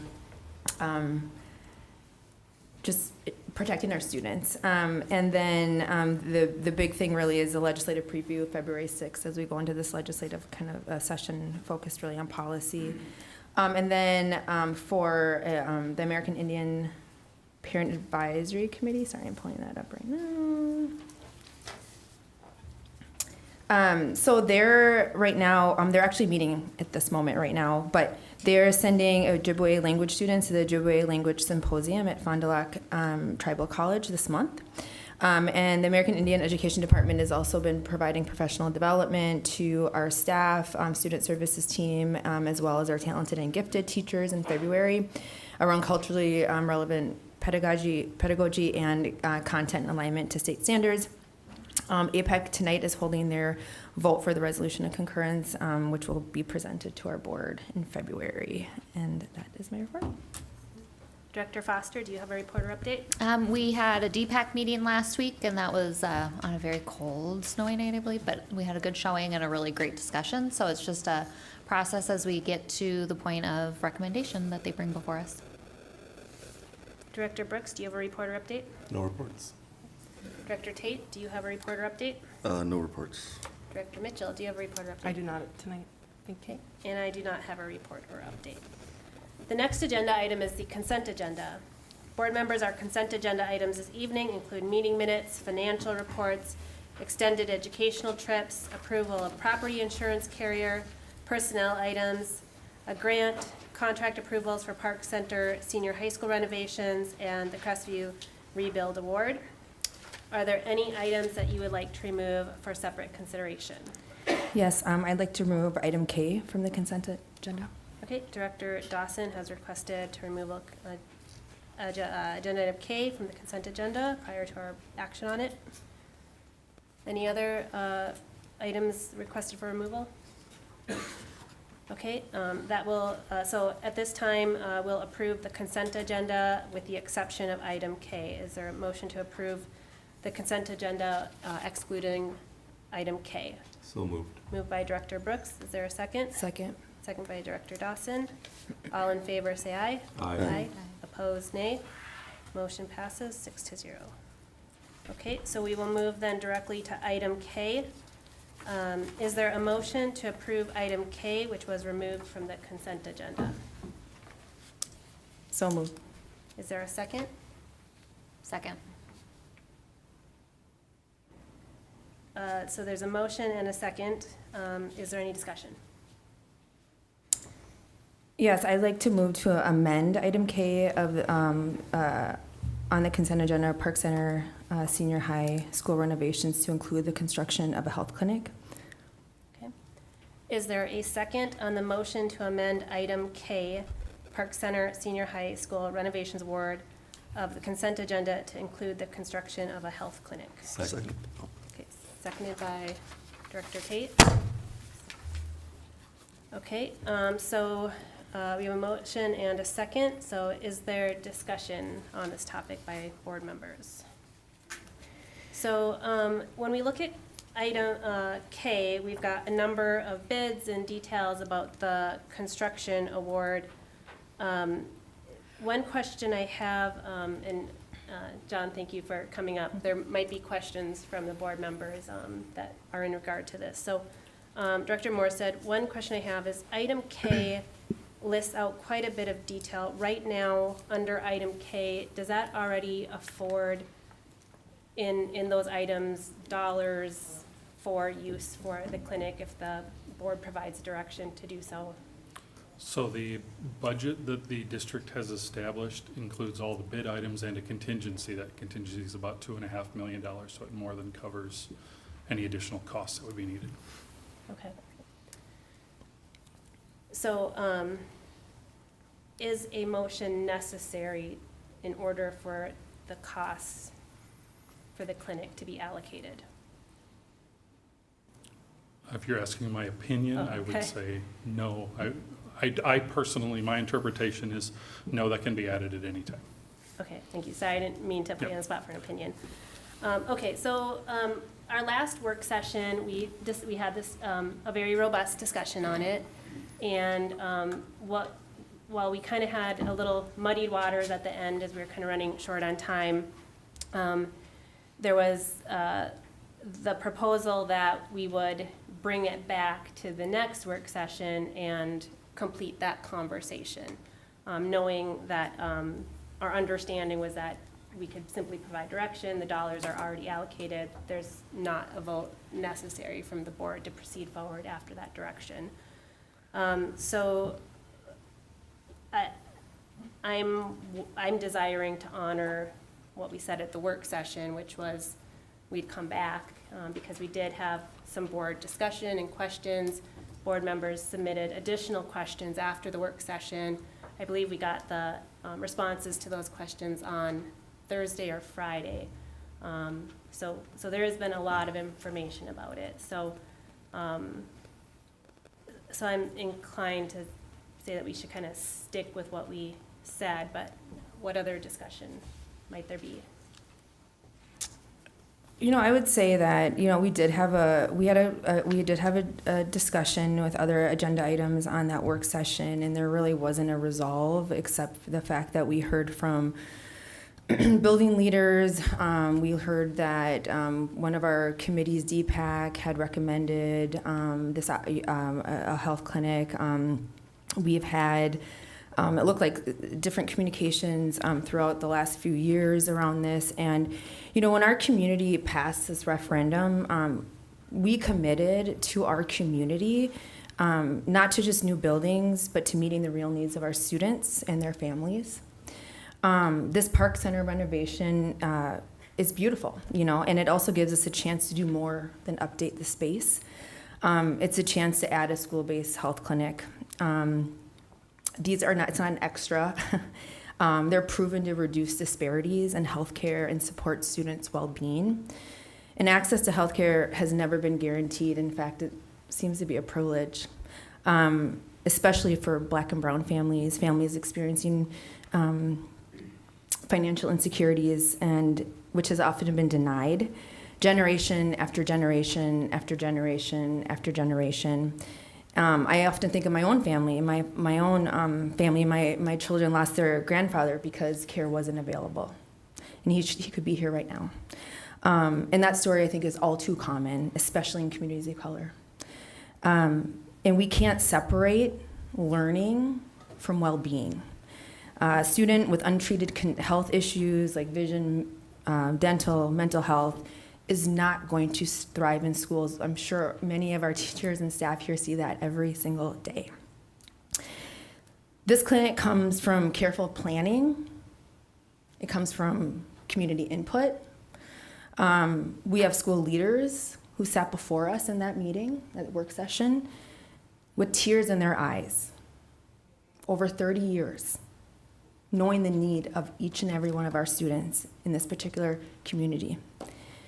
And this is our chance for excellence to go beyond academics, to build trust, support, health, and help students thrive for life. And while I understand maybe it's not necessary, it means something.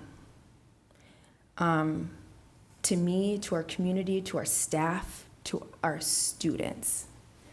And I can't support a Park Center renovation that doesn't include a clinic.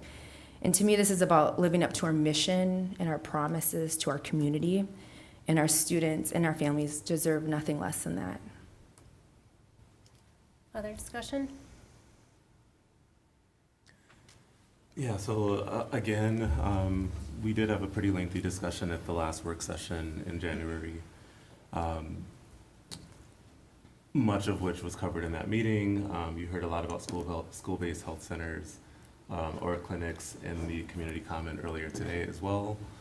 I too don't feel comfortable supporting this without the school-based health clinic included in those renovation plans. We talked a lot at that meeting. We were able to hear real stories from educators on how important access is to vision care, primary care, and medical and dental care, particularly for students at Park Center and Brooklyn Middle, while this could potentially impact students at other schools as well. We know this board has always talked about the importance of supporting mental health needs of our students. As long as I've been on this board, we've always talked about the importance of partnering with the community and leveraging as many resources as we can to support the needs of our scholars.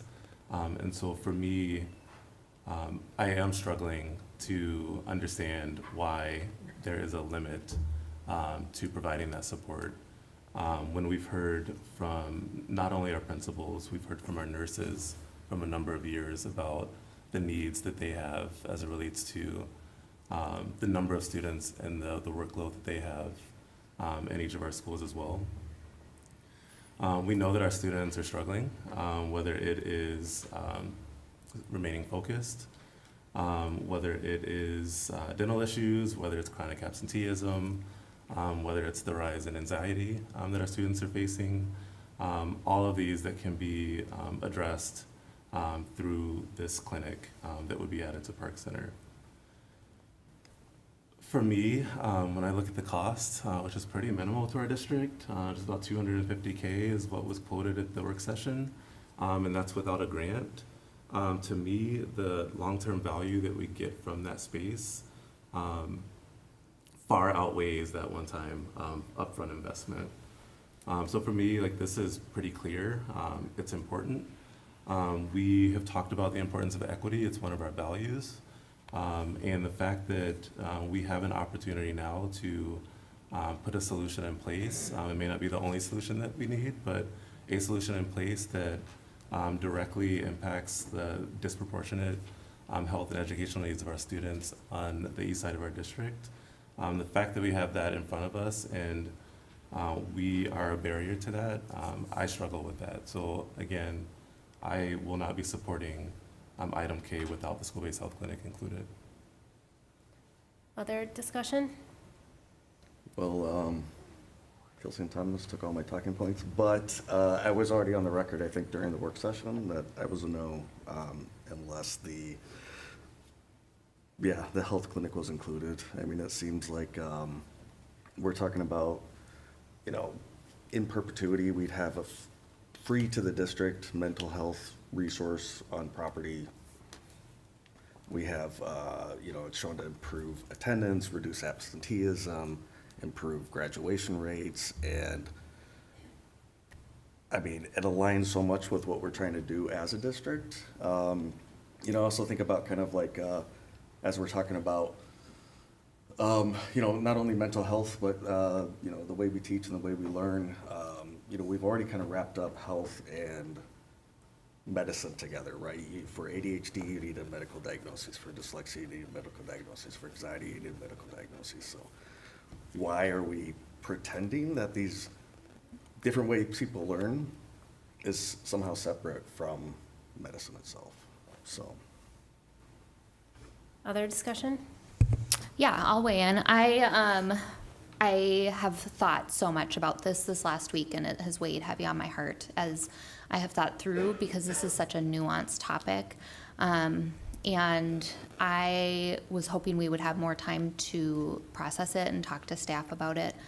The main struggles I have with this is what is the role of the school district, and is providing healthcare services our duty.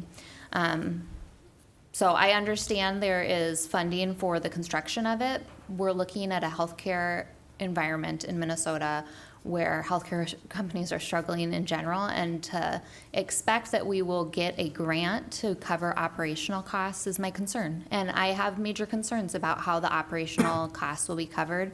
We as a district cannot cover that. And so I think these are very fair concerns to have and struggles to have. Don't misunderstand me. I hear the heart and the concern, and it was a very powerful presentation that was provided. But there's still practical things that I believe need to be worked out.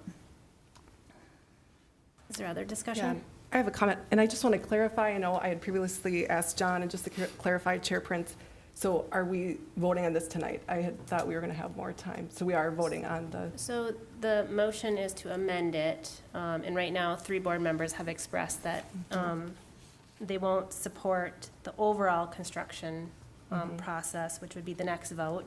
So I think it's, you know, just kind of to level set. So right now, from what I'm hearing from the discussion, is that if the motion to amend it to including the clinic doesn't pass, then the next vote will be a motion to approve the overall construction, which will not have a majority vote, which means that the entire construction would be not passed tonight.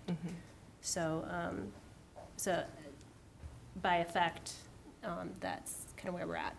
Okay, yeah, that caught me by surprise, but just thinking about it too, I think, again, like Director Foster said, it definitely tugs at my heart, and I respect the other directors' comments and perspectives, and I will always listen first. I've done that for the past 3 years. From my perspective, we each have an equal vote in saying this. Many questions are still unanswered and vague at best. I feel it would be irresponsible to rush forward with a school-based health clinic at this time. This is not a time to allow room for any oversight or mistrust between our community and our district. There's currently not a clear scope for the clinic's services that would be potentially provided, and every aspect of parental consent and services provided to minors at the clinics would need to be very transparent for all families and taxpayers.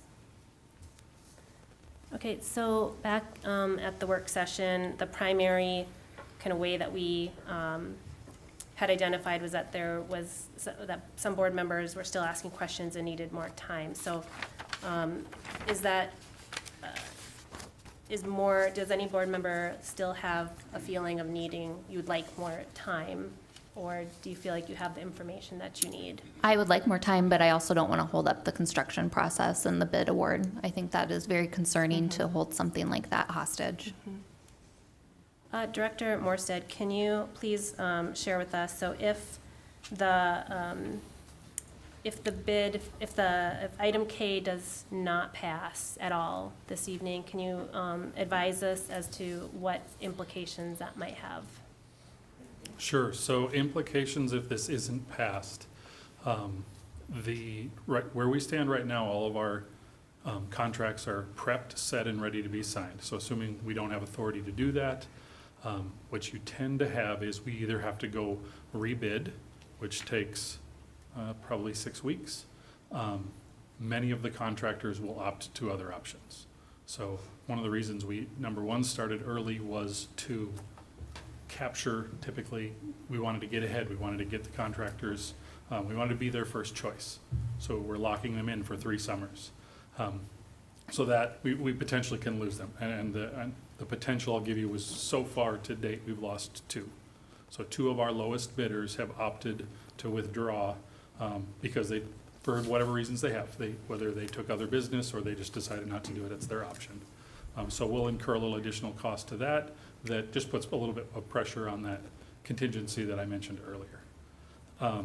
The biggest issue is time. It's the purchasing of supplies to get done what we said we would get done the first summer. Our primary concern is in the fax and culinary labs. The ordering of stainless steel right now is between 6 and 7 months out, and a delay of a month will mean we will not have the ability to open those classrooms for school come the start of in September. How long were our contractors required to hold their bids for? I don't know that off the top of my head. I believe it's no more than 30 days, though. It's pretty standard. And where are we at right now? We bid this in the first week we were back from, so I want to say the 8th.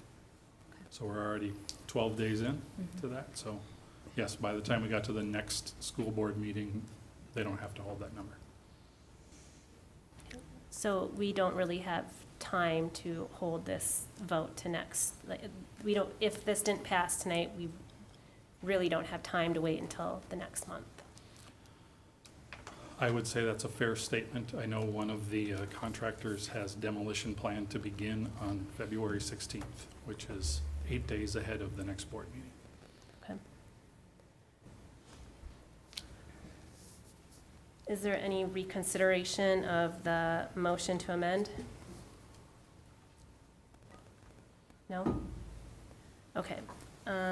So we did have a very robust discussion. While we have had updates on the exploration and had approved grants and approved the exploration of the health clinic, The work session was the first time that we really got into a lot of the details and asked a lot of the questions.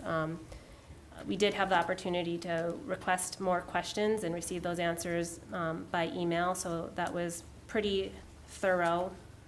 I think, I guess we're essentially making a position statement on the clinic at this point in time. So from my point of view, we know that we have significant pressure on our nursing staff. We know that we've heard from our nurses repeatedly that they're overwhelmed, that the severity of what they're treating is really not the scope of what we ever expected school nurses to do. So that's a significant aspect of this as I process it. We did have our leaders of our middle school and high school come in and share pretty emphatically what they felt the benefits of the clinic would be for students that they serve and for their outcomes. We also had robust discussion as to what does parental consent look like? What concerns might there be when you co-locate a facility where there are services that don't require parental consent? Does that pose any conflict or concerns for us, as we want to ensure that parents and caregivers are always the first, always connected, engaged, and supportive of their young persons, their minors' healthcare choices. So, so there's a lot of factors, and we did get a lot of legal information regarding what students can consent to on their own, what parental consent must be required, and there's still flexibility in what that arrangement looks like with the partner that is chosen.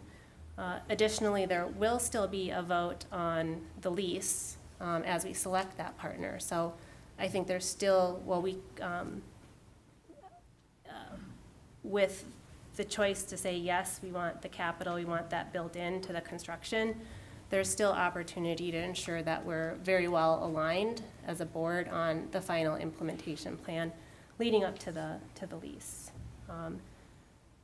So from my point of view, I certainly will, I do not want us to have to wait until next month and lose our bids and not complete our projects on time. I think we just need to consider that when we set a direction at a work session and then don't follow that, that can have implications for trust and for how we work together. And I think that's just something to be mindful as we keep going forward. So with that, let me make sure I know how to do this.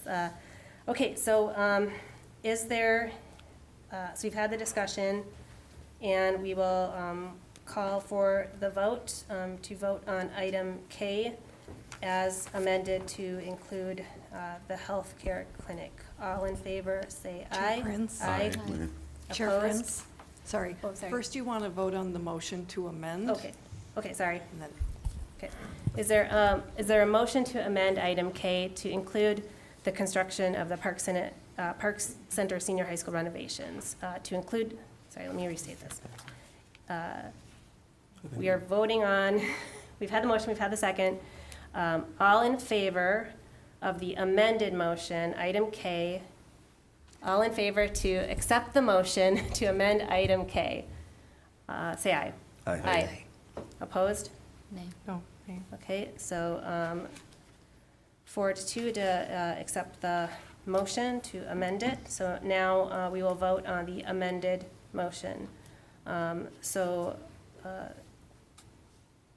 We just have to vote, we don't have to. So now you vote on item K as amended. Okay, so we will call for a vote on item K as amended. All in favor say aye. Aye. Opposed? Nay. The motion carries 5-1, and the item K will explicitly include the construction of the health clinic. Okay, thank you everybody for good conversation and discussion. Okay, we are going to move on to action items, number 11. Our first action item is a resolution relating to the authorization of the issuance and sale of general obligation school building and refunding bonds. Information will be shared by John Morstead and Shelby McQuay of Ellers, Inc. John. Thank you, Chair Prince, School Superintendent Heil, and school board members. As part of the Building a Better Future bond referendum in 2023, we were authorized to go ahead and sell bonds up to $223 million and change. Tonight, we are asking for the second of 3 planned bond issuances. With me is Shelby McQuay, Senior Municipal Advisor and Managing Director at Ellers Public Finance Advisors, and she is going to walk us through the pre-sale report. Shelby?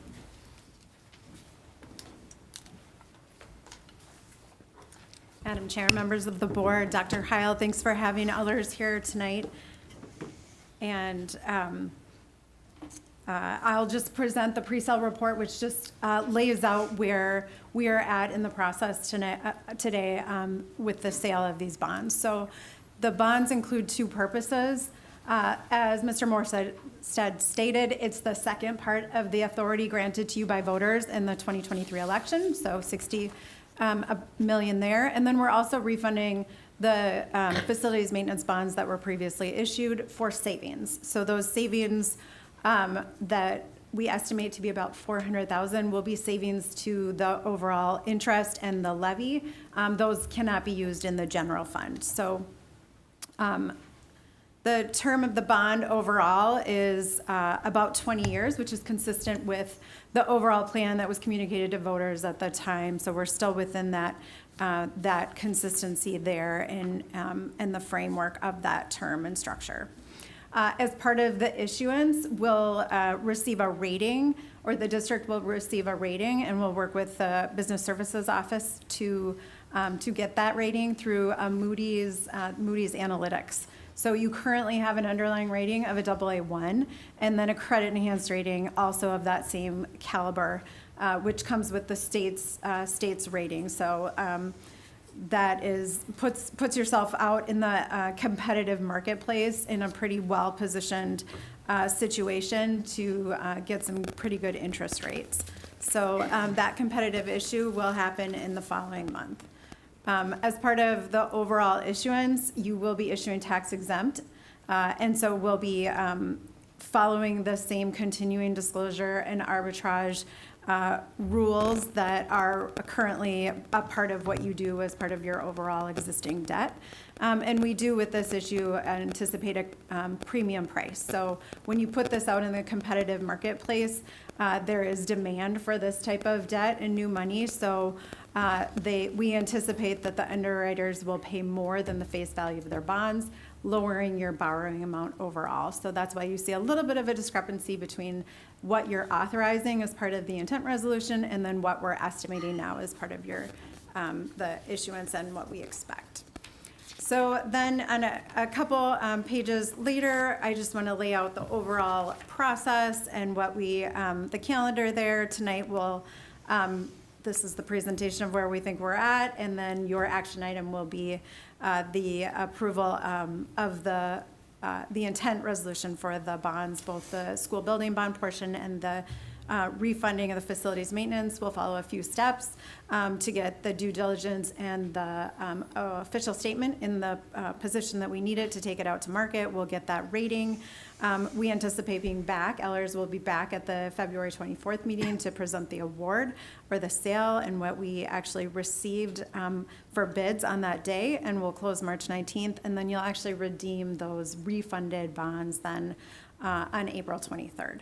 So we have a series of attachments included. They lay out the sources and uses, the principal and interest, the savings that we expect to receive at that $400,000 level, and that all culminates into that last page there in terms of where we expect the overall capital, debt and capital plan to be. And what we aim for here is just that consistency in the tax rate, a nice level structure overall. The vote, or at the time of the vote, we estimated an interest rate of 5% as part of the school building bond. Our current estimates are 4.2. And then the overall issue, which includes the refunding portion, which is a little shorter, making the overall issuance estimate about 3.9%. So I'm happy to answer any questions on this presentation or your action item tonight as the part of the authorizing resolution for the 2026A bonds. Okay, we will start with the motion and then discussion, which there may be questions. So is there a motion to approve the resolution relating to $102,485,000, $102,485,000 in general obligation school building and refunding bonds, Series 2026A, authorizing the issuance and sale thereof, providing for credit enhancement with respect thereto, and establishing compliance with reimbursement bond regulations under the Internal Revenue Code. So moved. So moved by Director Brooks. Is there a second? Second. Seconded by Director Tate. Is there any discussion? Thank you for the thorough presentation. All in favor say aye. Aye. Opposed, nay. Motion passes 6-0. Thank you so much. Our next action item is the proposed approval of the 2026 legislative platform. Information will be shared by John Morstead. John. I understand if you're sick of seeing me, but thank you again. Just going to go kind of quickly over this, but the 2026 legislative priorities are before the board for approval. There are 4 main priorities that we're focusing on this year. It is important to note this is not a funding year for the Minnesota legislature, so typically there's not a ton of movement in that area. Nonetheless, we still set our priorities and do our best to advocate for them on an annual basis. Priority 1 is provide stable, predictable funding, maintaining current funding to include the annual inflation index on the general formula, fully fund summer and unemployment insurance, and increase local optional revenue to $979 per pupil, and link it to the basic formula. The second priority is enhance school safety and support mental health, increase Safe Schools funding to $108 per pupil, to support safety and mental health needs of scholars and staff. Expand the allowable uses of long-term facility maintenance funding to include cybersecurity and technology infrastructure and hardware, and modification of buildings to enhance safety and security. Priority 3, address workforce shortages, expand programs and incentives to attract, develop, and retain teachers of color, and remove barriers and provide incentives to address staffing shortages of teachers, ESPs, and other positions. The final priority is the reduction of mandates by fully funding or repealing all existing unfunded mandates, refraining from adding any new mandates, and review and repeal any obsolete requirements in current law. I'll turn it back to Chair Prince for a motion. Thank you. Is there a motion to approve the 2026 legislative platform as presented? So moved. Moved by Director Foster. Is there a second? Second. Seconded by Director Mitchell. Is there any discussion?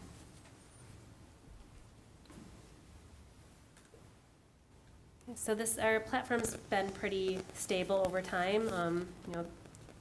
I think that demonstrates that there hasn't been a lot of movement to solve some of the problems that we're concerned about, but at the same time, it is our primary document that we use with our legislators. We share our legislative breakfast, opportunities to connect with legislators. There's a MSBA day at the Capitol, so this is a very important document that shares our most important priorities and needs with those that make the decisions that can affect that change. Any other discussion?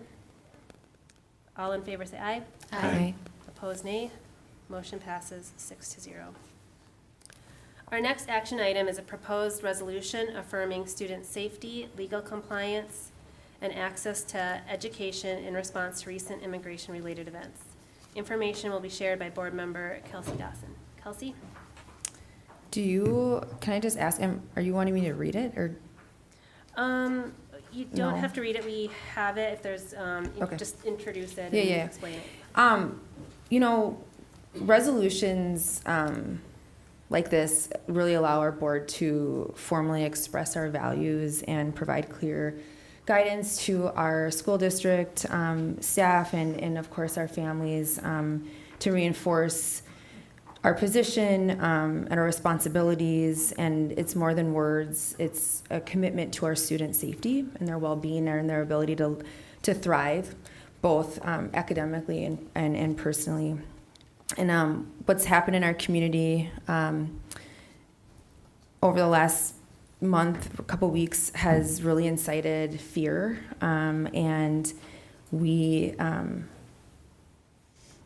this resolution is about affirming student safety, along with our legal compliance and access to education in response to these events that have happened in our community. And our schools must commit to and remain to be safe and welcoming and inclusive for each and every one of our students, regardless of status, immigration status. And this resolution ensures that students and families can access education, the education that they're entitled to under the law without fear, and that our district remains fully compliant in that with state and federal protections. And I just would add, as a community, I mean, I don't know, this keeps happening in Minnesota, where we're at the crossroads of kind of the heart and the soul of our nation. And our kids living in fear is not okay. Our staff living in fear is not okay, and it's really unprecedented time. So again, this resolution is to just reaffirm, as a Osseo school board and one of the most diverse, largest districts in the state, that we take a stand for our kids. Other discussion? Or, sorry. Okay, so you've introduced it. We'll go ahead and move. Is there a motion to the resolution? Is there a motion to the resolution affirming student safety, legal compliance, and access to education in response to recent immigration-related events? So moved. Moved by Director Brooks. Is there a second? Second. Seconded by Director Foster. Okay, and is there discussion? Yeah, I wanted to just add my thoughts to this resolution. We were able to have a closed session last week that was a kind of a security briefing, safety briefing, which was super valuable.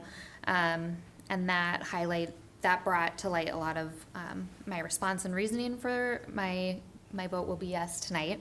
Sneak peek. And my main question was, what is our legal obligation? And I think we have to center what we do on sometimes we forget, what are we supposed to be doing in this role? What am I supposed to be protecting? And the resolution very clearly outlines that our district is required to provide, or what our district is required to provide, and it reaffirms my commitment to those responsibilities. Given recent events, this serves as an important reminder both to myself and our community that our duty as a school board is to provide public education to all residents, regardless of immigration status.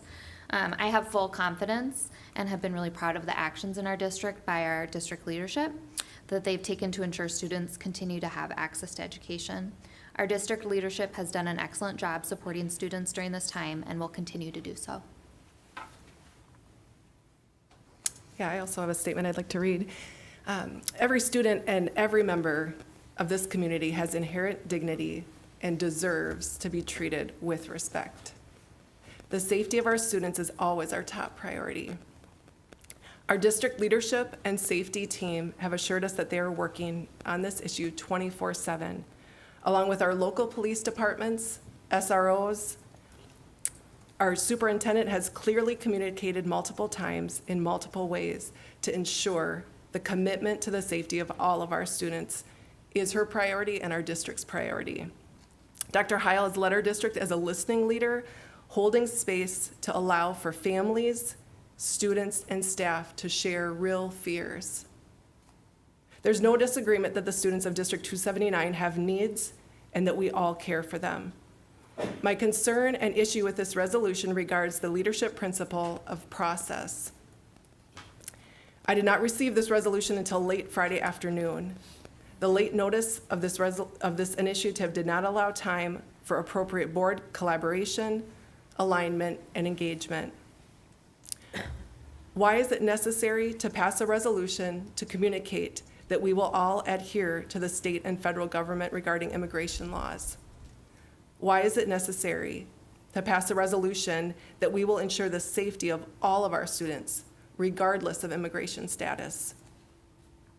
With this short amount of time to review the information included in the resolution, I have not found any actionable items included in this resolution that would add any beneficial safety measures for our students and families. If there would be an actionable step that we could take as a district to make our schools safer in every way for every student, regardless of immigration status, if we could have an action step that would make a way for every student to safely attend school, I would be very hopeful that the 6 of us board members could agree upon that. But I do not want to set the precedent of rushing resolutions through this board in this manner.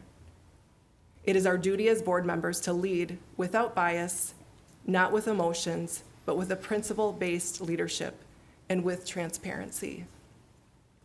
I appreciated what Maple Grove Police Chief Warner's message of encouragement was to us in our closed session on Thursday night.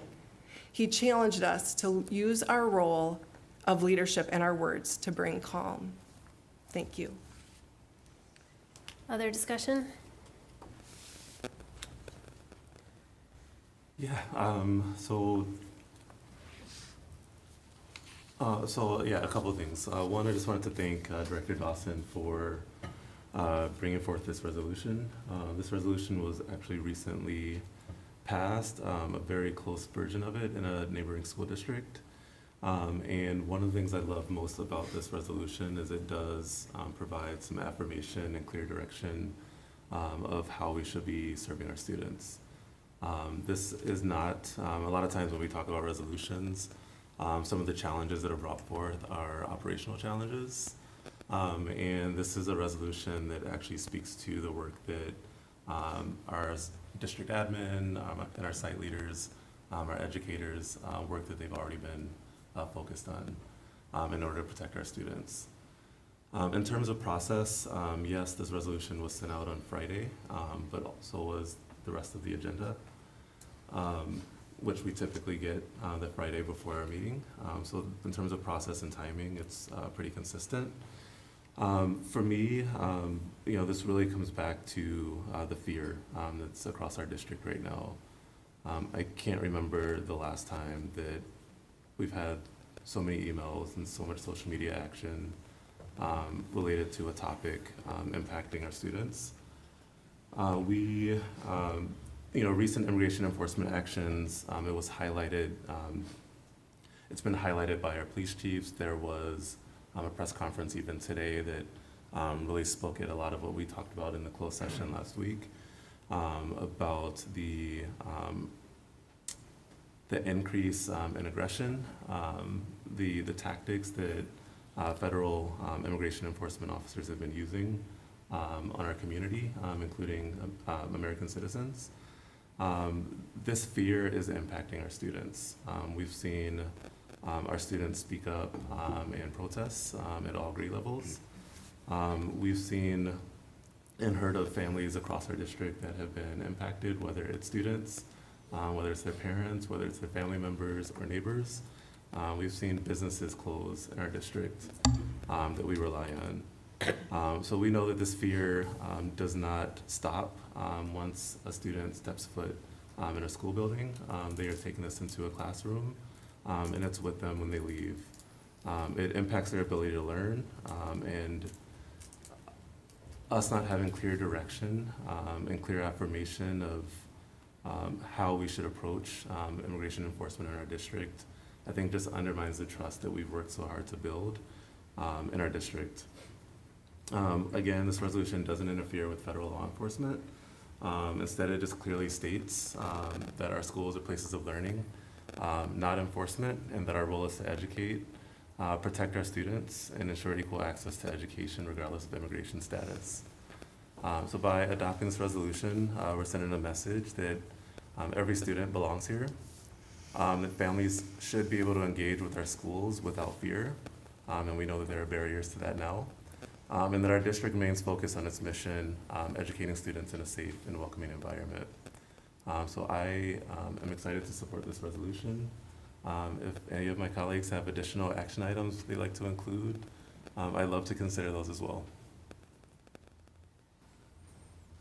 So really everything has been said, but for me, we've had a fantastic leadership team led by Dr. Heil, taking quick action, reaffirming policy and protocol, and communicating. But to me, this is important for us as a board to be clear that it's not just our administration who is carrying this out, but it's under board direction and authority as well, that this is our direction, this is our mandate, these are our legal obligations, these are our values, and this is what we will stand by to serve our students. So I think it is essential that we have this clarity that comes directly from the board and the accountability on this board to ensure that we meet every obligation and take every action possible to ensure our students continue to be safe in our schools. It also does recognize, as has been pointed out, the very real impact that this issue has to our students, to our families, and to our community members. We've seen it in our attendance numbers, we've seen it in requests from our families and the options that we're providing for online learning. We've heard it from our local police departments who were a part of that press conference today. If you haven't seen it, I'd strongly encourage that you take a look at what they've communicated. And one of the things that I often, somebody in my life often quotes is that when we look at our community and the way that we communicate in our families, our words should be as medicine. What does that mean? Our words should be words that that help people, that cause healing, that cause community, that encourage community, that affirm one another and our values, and our intrinsic value. And right now, that's not happening when we look at social media, when we look at what's just taking place in the rhetoric.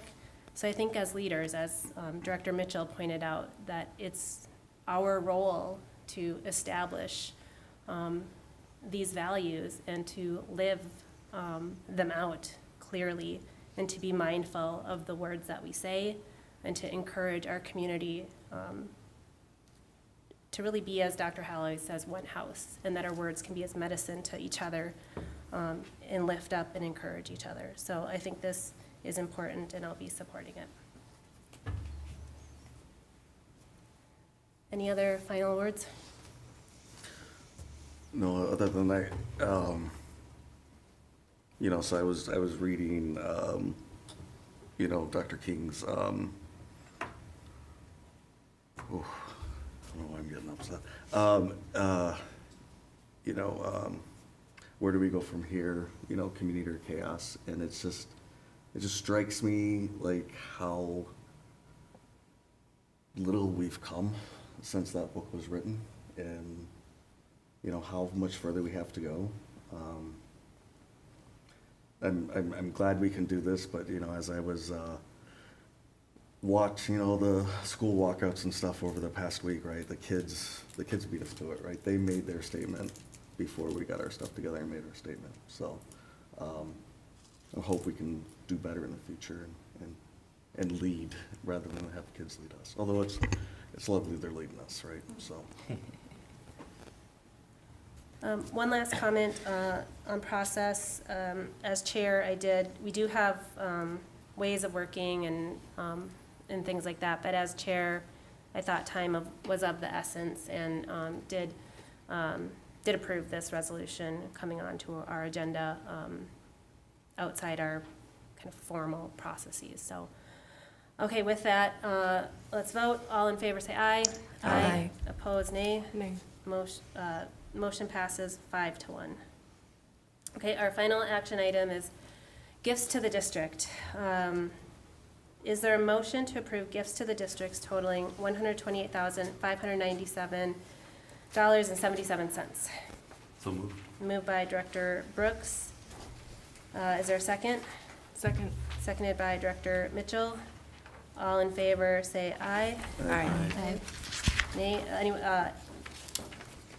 Anyone opposed, nay. Motion passes 6-0.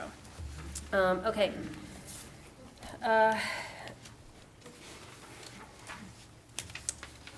Here's a whole nother page. Okay, we have some informational items. The informational items this evening is the first reading of policies shared by Amy Moore, General Counsel. Amy. Thank you. So this will be the first reading from our board policy committee in December of the policies we went through. It's not the policies we did in the work session. Those will be going to the policy committee in March, and then will come to the board in April. So these are separate policies that we went through in December. The first policy, Policy 104, School District Mission Statement, we are proposing that that policy be repealed because the board does a tremendous amount of work on its mission statement, and rather than trying to keep this policy up with that, the board wanted to focus just on that work, and it was duplicative. So it's being proposed for repeal for that reason. Policy 515, Protection and Privacy of Education Records and Data. There is one part of this that we discussed in policy. Board members wanting to see on the last page, let's see, that's page 469 in your packet, section C, eliminating email addresses of parents may be provided under these particular circumstances, basically going to community organizations if requested for certain reasons. Wanting to eliminate that as an opportunity just seemed to be too broad for folks, for parent email addresses to go out. So that's being proposed for elimination for that policy. And next is Policy 516, Student Medication. This one we also discussed, not so much the policy. The policy is pretty straightforward, so no changes to that, but in the procedure 516, which you'll find following, we had, let's see, on page 474 of your packet, discussion regarding item J, non-prescription pain medication. And this is where a secondary student has the ability to carry Tylenol or aspirin, right? It talked about, though, that we need to receive written authorization from parents. Since we wanted to recognize and not make it difficult, and I struggled a little bit talking with our lead nurse on how to word it. So right now, what I've included is or verbal authorization that is confirmed in an email to staff. We had also talked about, is there a way that this can go out maybe at the beginning of the school year when you get all the information as parents? That's something that I'm still looking into. Wasn't ready to affirm that here in the process, but wanted to let you know we are looking at additional ways that we could make that more accessible for parents. We also talked about, could it be expanded beyond pain medication? And in discussing it with our lead nurse, we couldn't come up with like cough syrup sometimes has things that you don't want in there, just being carried around. So that's why we've left it, fellow board policy members. We weren't able to come with anything beyond non-prescription pain medication. The other changes that you'll see here are just, there was changes in the statute related to epinephrine administration there below. Rather than referencing auto injectors, they now just call it delivery systems. So that's just more of a technical update there. Then we discussed policy 518, DNR, DNI orders. This is the do not resuscitate, do not intubate orders. This is a difficult policy to discuss. This doesn't come up often, fortunately. It is less than a handful, oftentimes maybe 1 or 2 times a year, where parents may, due to very complicated, difficult medical situations have a do not resuscitate, do not intubate medical order on their student. And whether the school district would basically enforce, honor those DNR, DNI orders. We included a purpose statement to basically call out that difficult situation and to state that this policy is to provide some direction, and basically the policy we aren't updating to change. The district, because it's such a complicated medical decision that parents have with their doctors, we aren't the ones who are going to be implementing it. We want that to go to the medical professionals. So we would not accept a DNR, DNI at school. The next policy is policy 533, wellness. The policy itself was still good. No proposed revisions on that, but a couple of revisions in the procedure for that. You will see on page 480 of your packet, clarifying regarding school meals that the programs includes, but is not limited to, the lunch and breakfast program. And then on the following page, physical activity is where we had our most discussion. You'll see that we, in number 1, we cross out with students with disabilities or special needs, just that the school district will provide opportunities for physical activity during the school day to students, right? Every student.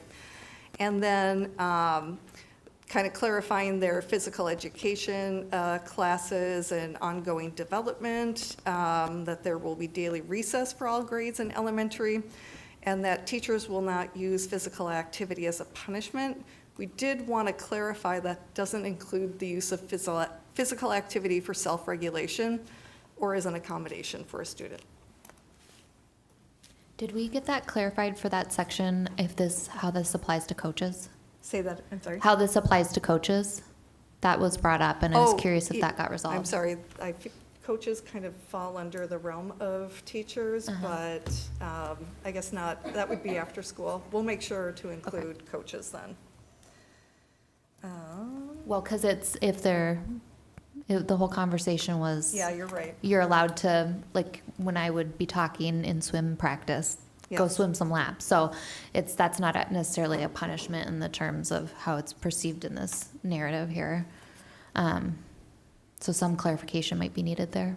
Yep, it will be teachers and coaches. Is that covered what you're saying?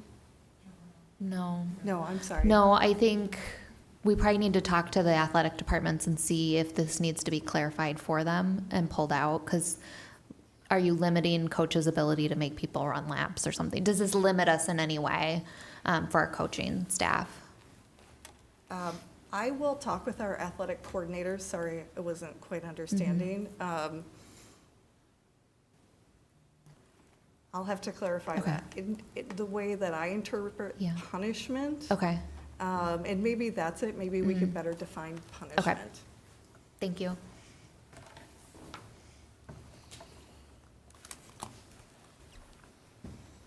The next policy, policy 546, academic share time. Again, fairly straightforward policy on when we have academic share time with students who attend non-public or homeschools. The policy still looks good, so we're not proposing any revisions. In the procedure, we did have a couple of clarification updates. That we forward applications for District 287 secondary programs to career and tech ed programs.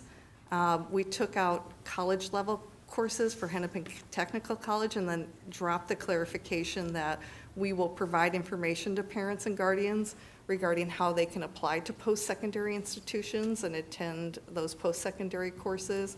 So it was a switch of maybe in the past we did that for parents, but if you're homeschooled or non-public, the parent does that. The other clarification on the next page was just to, for school computer and science laboratories, when those shared time students come, That'll be within the guidelines and expectations established at that school. It's not just come anytime and go. We want those schools to be able to have some process around that. And then policy 549, age of entrance. You'll see there in the last section that we included examples of what documentation parents can bring for the age, including passports, hospital birth records, et cetera. So wanted to provide that clarity. And then in the procedure, again, a clarification. Academic shared time.